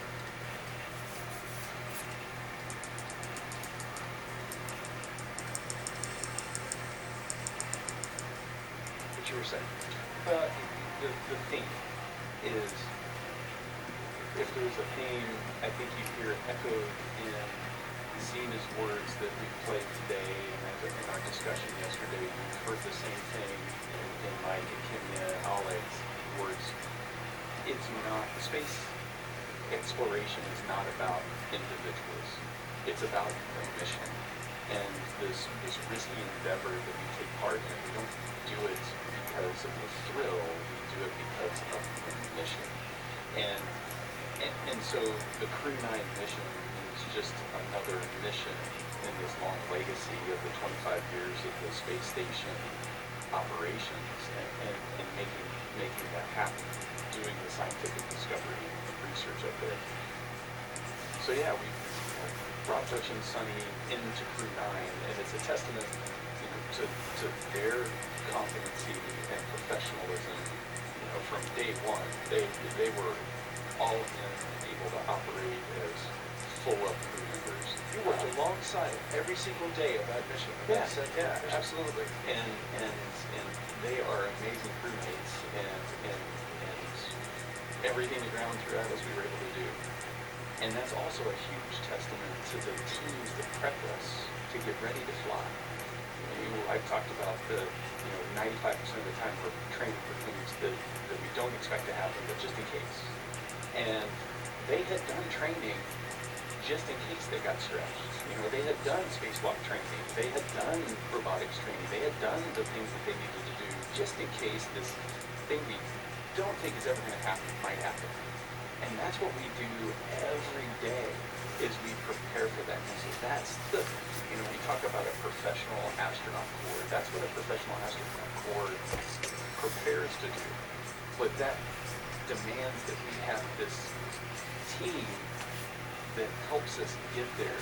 And so those are the rock stars behind this whole story, is this team of trainers that had the foresight and the imagination to come up with the things that they think we might need, and they got them ready, and we were able to adapt and overcome the challenges that were thrown at us.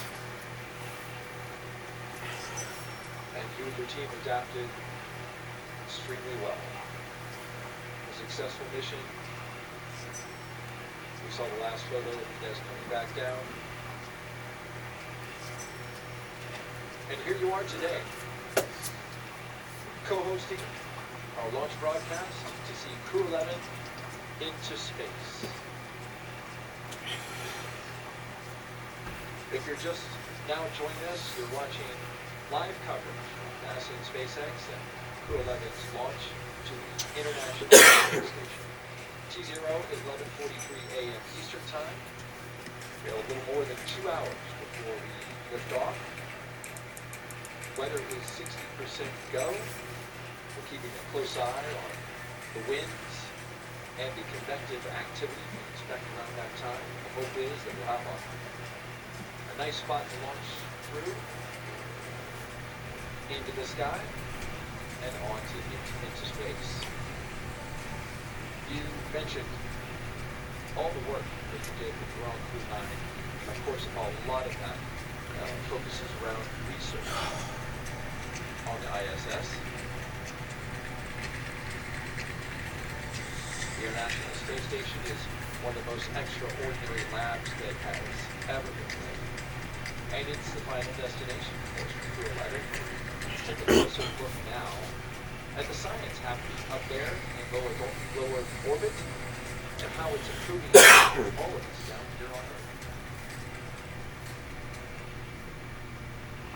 The International Space Station isn't just a symbol. It's a powerhouse of cutting-edge science, constantly revealing secrets that defy Earth's limitations and drive us farther into the cosmos.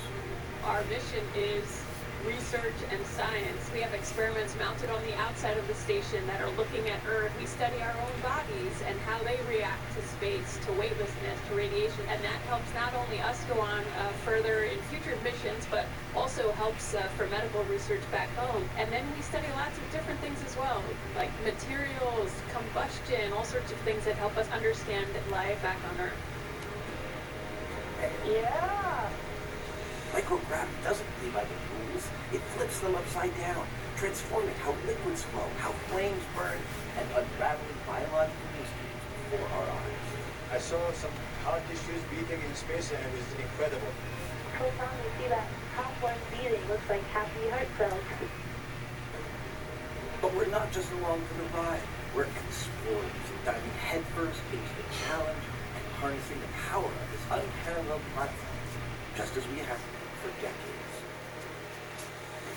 We're on a relentless quest for answers, seeking to understand the intricate workings of the human body in space, and ensure future crews stay safe on their daring journeys beyond Earth's orbit. The human aspect of human space exploration is always going to be very important for decades to come. And when it comes to technology, we're not waiting around. We're discovering new ways to grow crops in harsh environments and engineering innovations to tackle Earth's greatest challenges.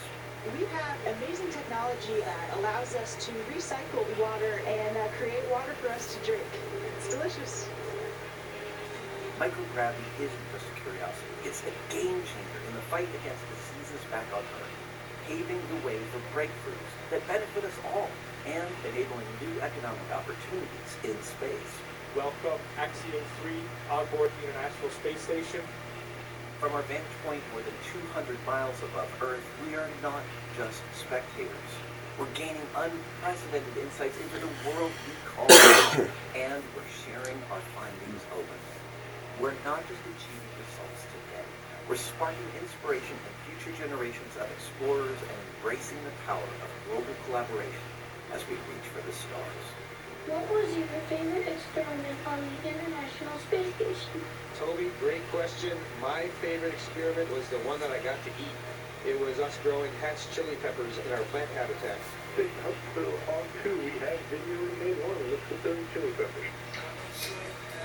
And as we soar through space at 17,500 miles per hour, each moment is a step closer to unlocking the mysteries of our Earth, our universe, and propelling our pioneering spirit even farther into space. So come along for the ride for the International Space Station.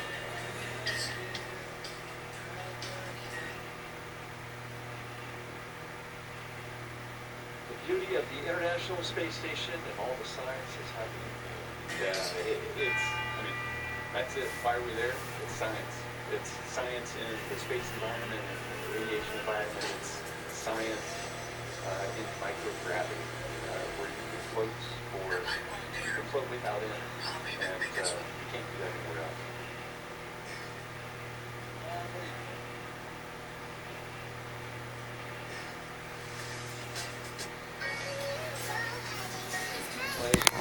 This shot skyward, up past Falcon 9 rocket and the other spacecraft. Our astronauts are aboard. They are strapped in. They've had seat checks. They've had comm checks. Their Galaxy, what the heck? Bro, they need to make headphones where you can And actually we're starting to down get and have through both the ears clouds listen in to the sky music from or for perspective. People It's warm here in Florida on this first day of August. It's December the 31st. And it's also very humid, even more humid than it was yesterday. You know that moment See, the puffy cumulus clouds are accumulating a little earlier today.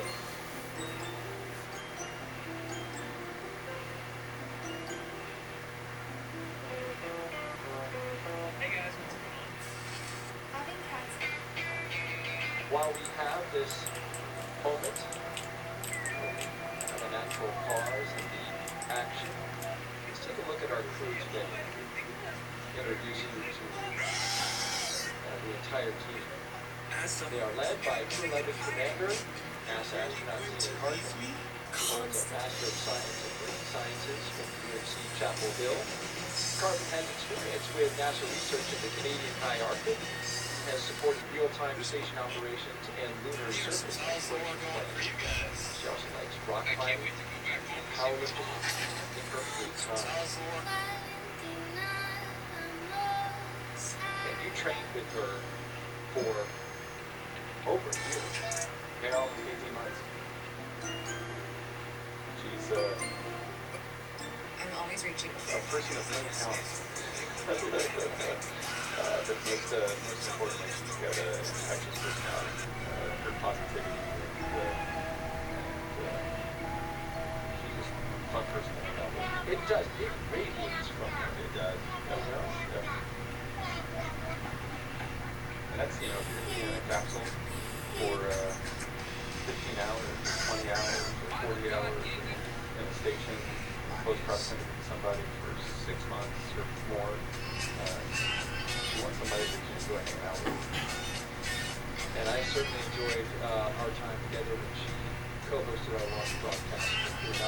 We watched you go up into space. Michael Finke is our pilot and funny man. Only, according to him, the only second funniest crew member aboard. He is a veteran of 3 space flights. Finke has completed 9 spacewalks, totaling 48 hours and 37 minutes of EVA time. He spent 382 days in space. Finke is a certified pilot for both Starliner and SpaceX Crew Dragon, as well as a co-pilot, flight engineer on Soyuz and a mission specialist on the space shuttle. Finke enjoys spending time with his family, travel, geology, and learning new languages. Equally, somebody that's enjoyable to hang out with. That's true. It's, and you can say that about all of this crew. Just a great, really good dynamic check. Dragon copy. Good leadership. Great news. That is great. That is. And so that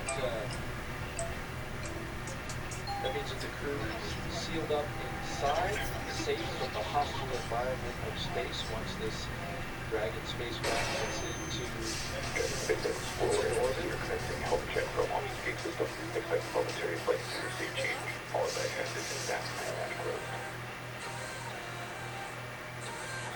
Dragon copy. We'll monitor the flight leadership changes.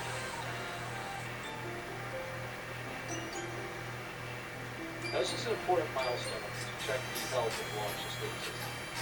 Yeah, absolutely. And we're doing it well in advance of when we would turn on the launch escape system, activate it at about the T-45 point before you start to add propellant and your oxidizer to the rocket. You want to do that early, so if there is any issues you troubleshoot, you've got time to do it. So this is the early checkout of that system.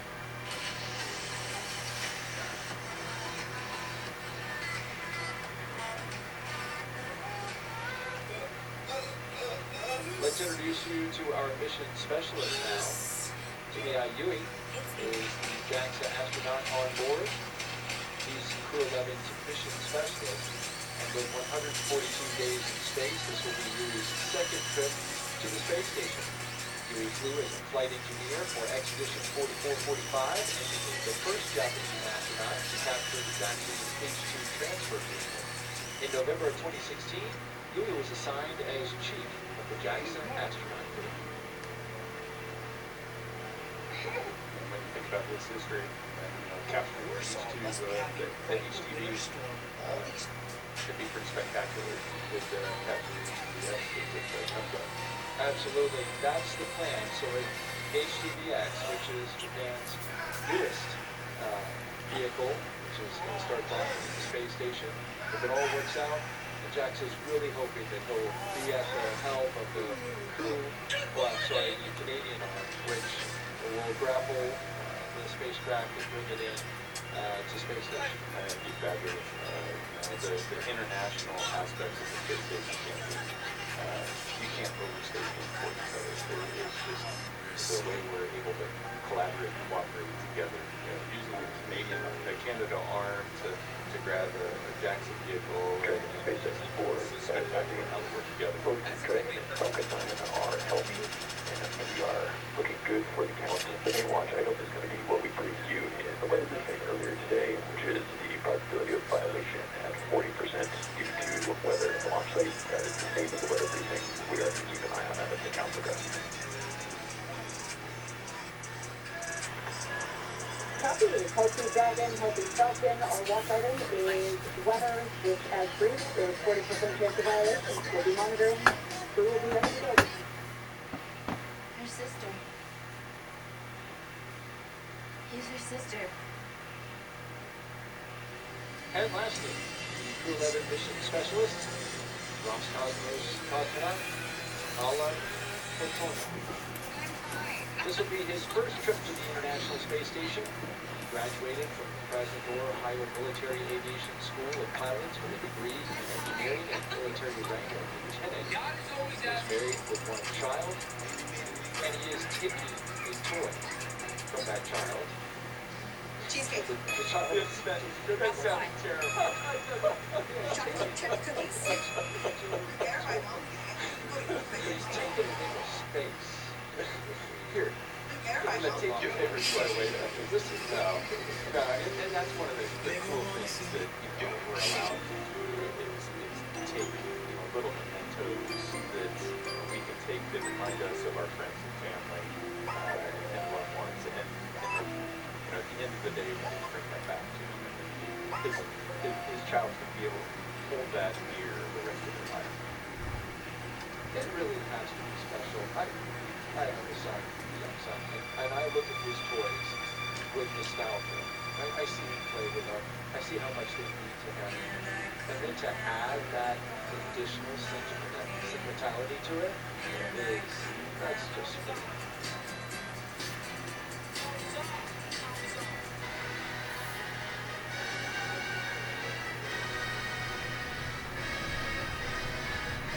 And this kid will, I'm sure, see some video clip someday of that boy floating around. It makes it more tangible. Right? I held it in my hand, and now I see it in space. Somehow that draws this. I did the same thing with my kids. That draws them closer to that experience. As a tech reviewer, everybody's is she mad? Is she mad? Vehicle's clean, everything's tracking well, and we're waiting on a leather update. So actually get the best. We focus on the 60% go as opposed to the 40% probability of violation. It seems more glass half full. It does. And that's what we put on our graphic. We put the go. Officially, it's given to us in a POV. And I understand that. Statistics are the way they are for a reason, right? But Nick is positive thoughts. He's doing his best with the positivity here, and I appreciate it greatly.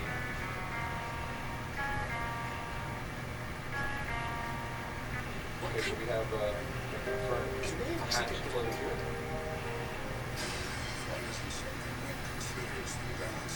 So we'll start to see closeout crew wrap up operations day at the White Room. And all of this is well ahead of schedule. So that's a good thing. We got plenty of margin if they need it. Absolutely, margin is a good thing to have.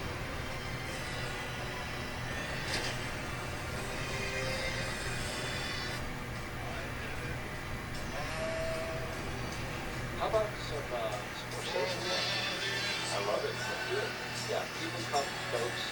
Do it with hashtag AskNASA through the various platforms, Facebook, X, YouTube, and Twitch. Our next question. Abigail C3 asks, are there any space, quote, pioneers that have inspired Nick during his career or leading up to it? Did you have mentors at NASA? Let's take the first half of that question and talk about the pioneers. Pioneers. I read lots of biographies, biographies, of the Apollo generation, the space program. I was fortunate enough on my first space flight, actually before that, after I was selected at NASA, every couple of years we had a meeting where all the current astronauts, former astronauts gathered together. I got to meet Michael Collins, and he's somebody that I had always looked up to. It's just, if you read his book or just read his history, for me, he's the epitome of, we said it earlier today, it's not about the individual. You do the job that the mission requires you to do, and being part of the crew that landed on the moon, that first landed on the moon, but be the only member that, hey, your job is so important, you need to stay off of the moon to make sure that we can get them back home safely, and you do what it takes, and that's what we ask of everybody that joins the astronaut corps is we're going to need you to do what the mission requires, and that's an example that sticks in my mind, and during my first flight in the mission control, I was able to actually do a downlink and chat with them. Oh wow! So it was a full circle moment and something I'll never forget. Michael Collins, of course, was part of Apollo 11, which launched in 1969 and helped land the first man on the moon for the United States. But as you mentioned, he was called at times the loneliest man in the world because it was his job to stay back in the capsule while Neil Armstrong, Buzz Aldrin, listened down to the surface of the moon and the white hot attention of the entire world when they walked on the moon. And there was Michael Collins, steady, waiting for them to get back. Taking by himself, taking care of the ship, making sure that he was ready to receive them when they came back. And then what about Matt? If you could share, you have any mentors? But the astronaut is such a close group. You get to interact with so many people. So I can point to today's crew. So Spanky's been part of the office since I showed up. And this is Mike Fink. Yeah, and he has been there as kind of this force helping shape the commercial crew program, and just being able to watch that. And we have a similar background. I was an Air Force flight test engineer before I transferred over to the Space Force a few years ago, and he was an Air Force flight test engineer, and so we had a similar military background. And so there's lots of those type of things inside the astronaut corps. And so we work together to make each other better. Such tremendous experience just within the astronaut corps. It's a great point. And you've got highly experienced veterans who have flown on the space shuttle. And you have the new generation astronauts who are flying on the commercial vehicles. Yeah. So it spans the gamut. It does. It definitely. Expedition 72. My U.S. crew members up there were Butch Wilmore, Sonny Williams, and Don Pettit. So by comparison, I was the rookie. I had previously done things.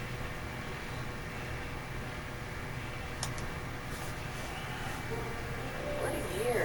Trips, gifts, holidays, but all those memories come with a cost, like high-interest credit card balances. With Rocket Mortgage, clients save an average of $500 a month by using their home's equity to consolidate debt. With our fully digital application, it's simple to start the new year feeling ready for what matters most. Outsmart your credit card debt with Rocket Mortgage.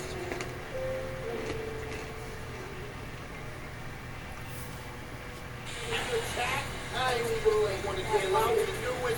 Ladies and gentlemen, I'm back. Okay, chat, listen. Did y'all say Sammy Colby? Okay. Yo, loan with the 5 kids, appreciate you loan. Okay, now the question is, everybody keeps saying these videos are an hour and 35 minutes long. Let's completely not do that. Which YouTube channel has the most realistic videos, Zach?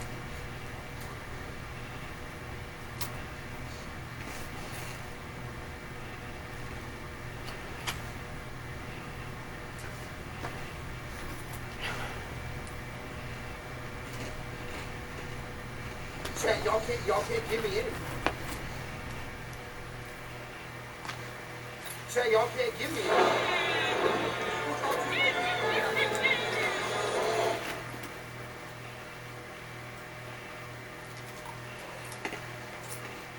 Yo, to all people saying phase love, can you please be serious?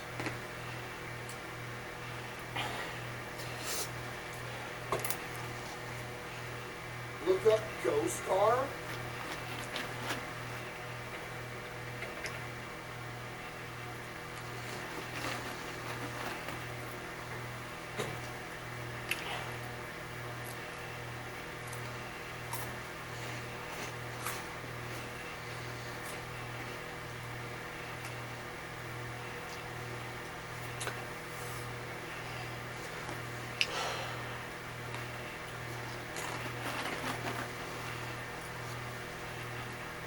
Who is saying J Station?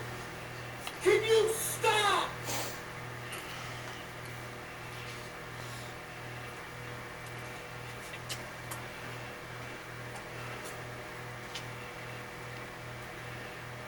The one below it? You talk about this one? Now's the time when you tell me everything's gonna be okay. Everything's gonna be okay. You don't know that, Rosa! Oh God. Okay, you talking about this video where he's chasing the car and the car runs through a fence and it disappears behind the fence? Yes, this video was debunked 15 years ago. The bottom of the fence wasn't taped or chained down. He went under the fence and the fence snapped back into place. That's what happened.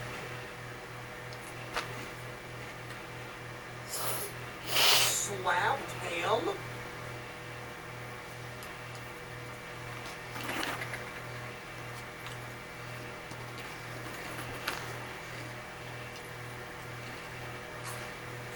Here we go. Chat, I'm gonna become a non-skeptic one day. Here we go. Which one, chat? Viewers weren't prepared for this terrifying footage. Chat, this one?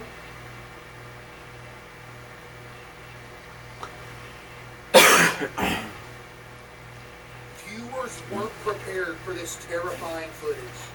Chat, let's be prepared.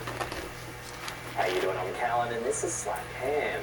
You're about to see some super freaky video clips that no one can quite explain. So, Run that by me again? how you doing? I'm Callan, and this is Slap Ham. You're about to see some super freaky video clips that no one can quite explain. Well, I guess my name is no one, because I'm about to explain it. So hit that subscribe button and get ready for more creepy content. Just like this.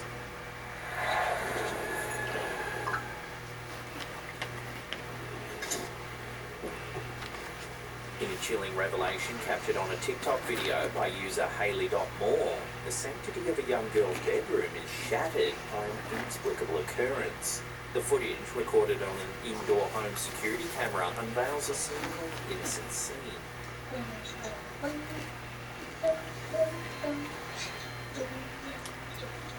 The child, well past her bedtime, is engrossed in play. Sure.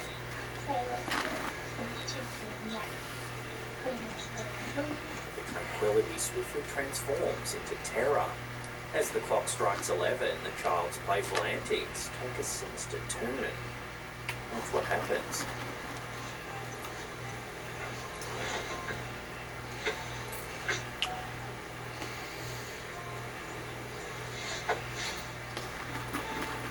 Let me guess, she's gonna be dragged under the bed.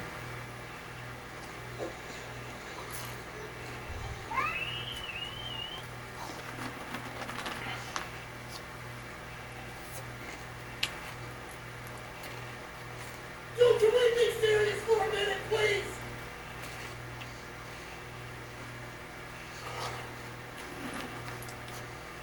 Please be serious here. Yeah, chat, this is real, man. Yeah, it's real.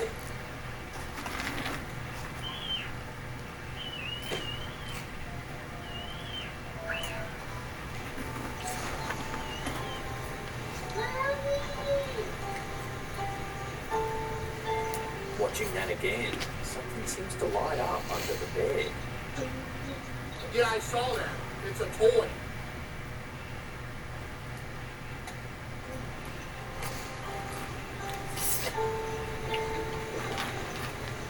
Then the girl appears to be forcibly grabbed.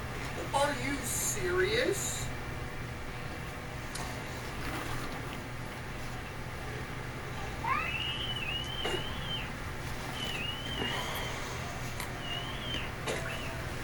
Eventually, her mother comes running into the room.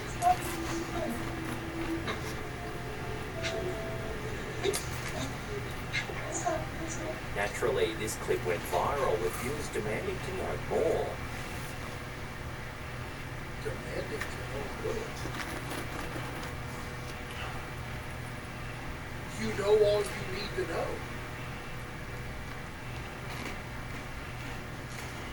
In an update video, the young girl's mother addresses some questions.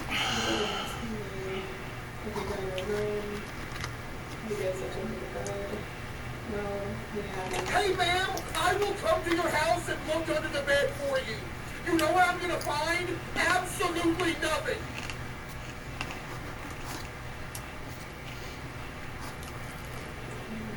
Last 2 days, I was scared. Oh, you're a grown woman. Tell me you're scared to look under the bed.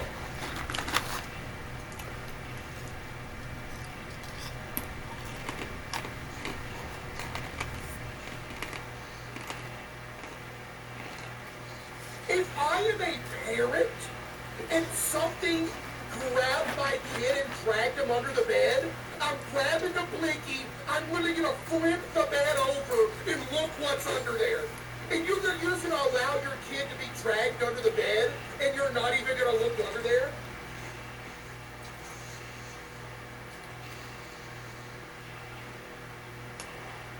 Yeah, okay, man. I'm not playing.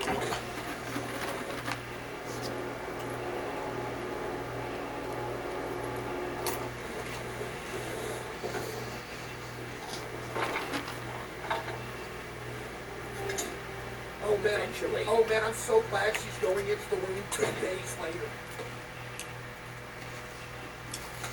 She films under the bed.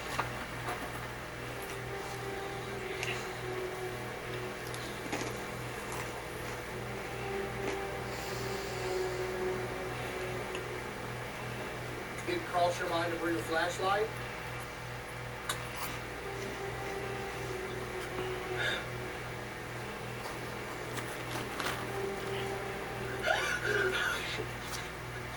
A discarded doll appears to move all by itself.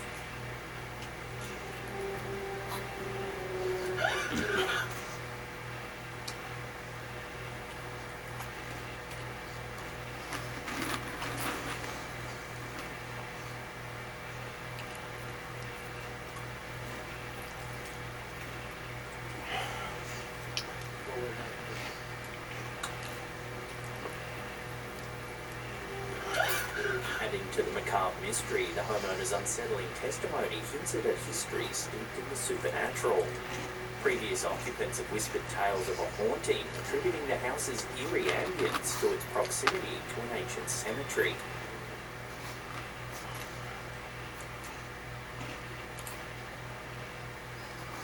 Yeah. An ancient cemetery. From people that died 3,000 years ago are going to haunt under a little girl's bed and drag her under the bed, and that's it.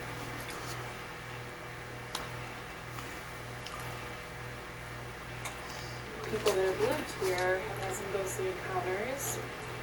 I learned that it was built near, not on, but near a cemetery.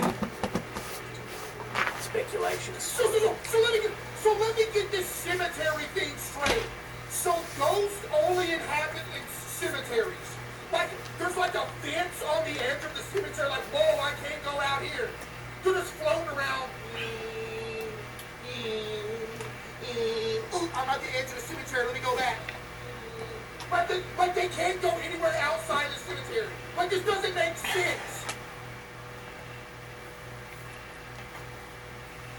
Like, what? Or was the girl ensnared by the spectral remnants No, of the she wasn't, sir. restless soul? Or is there a less creepy way of explaining these unsettling? Oh, I know a less creepy way. She crawled underneath the bed and screamed to beg for a video. Ooh.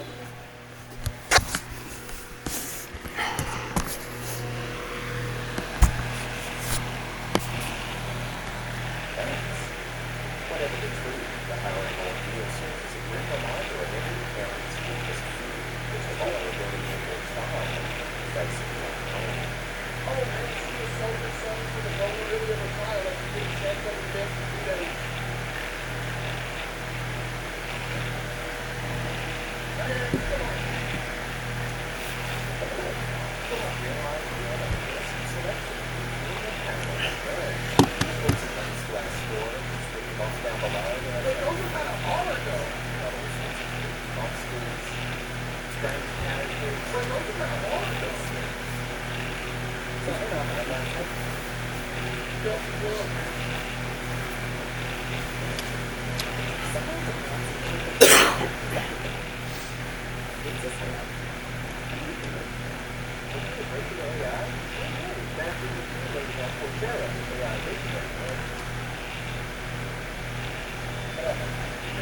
Urban exploration, adventures to sea, better known as the Dark 79 on YouTube, is now about a big for itself by delving into the abandoned properties scattered around the Middle East, with a particular focus on Saudi Arabia.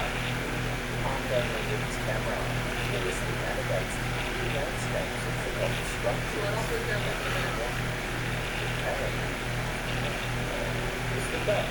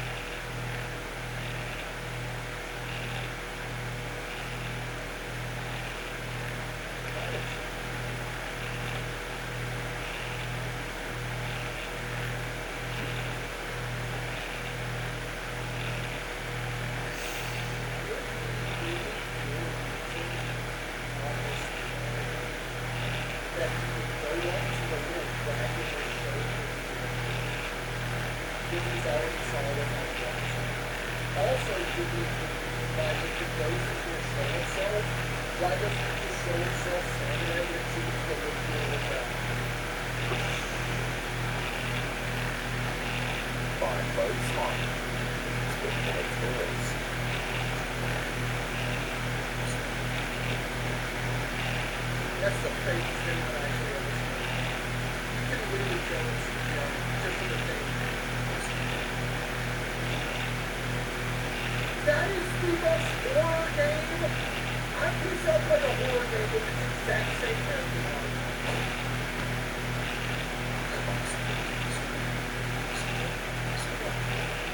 Camera captures a foot in the ribs, the ghost in the face.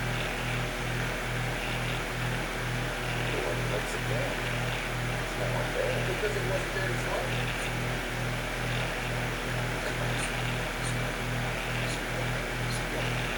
As the video spreads across the internet, speculation runs rampant. Some skeptics dismiss it as a public party plan, while others entertain the possibility of a genuine encounter. Supernatural. Can I say something else here? If this dude secretly saw a face your reaction would be to instantly scream hilarious fast as possible. Because I don't care how close you are, you really see that, you are going to be screaming right now. Not more like, oh.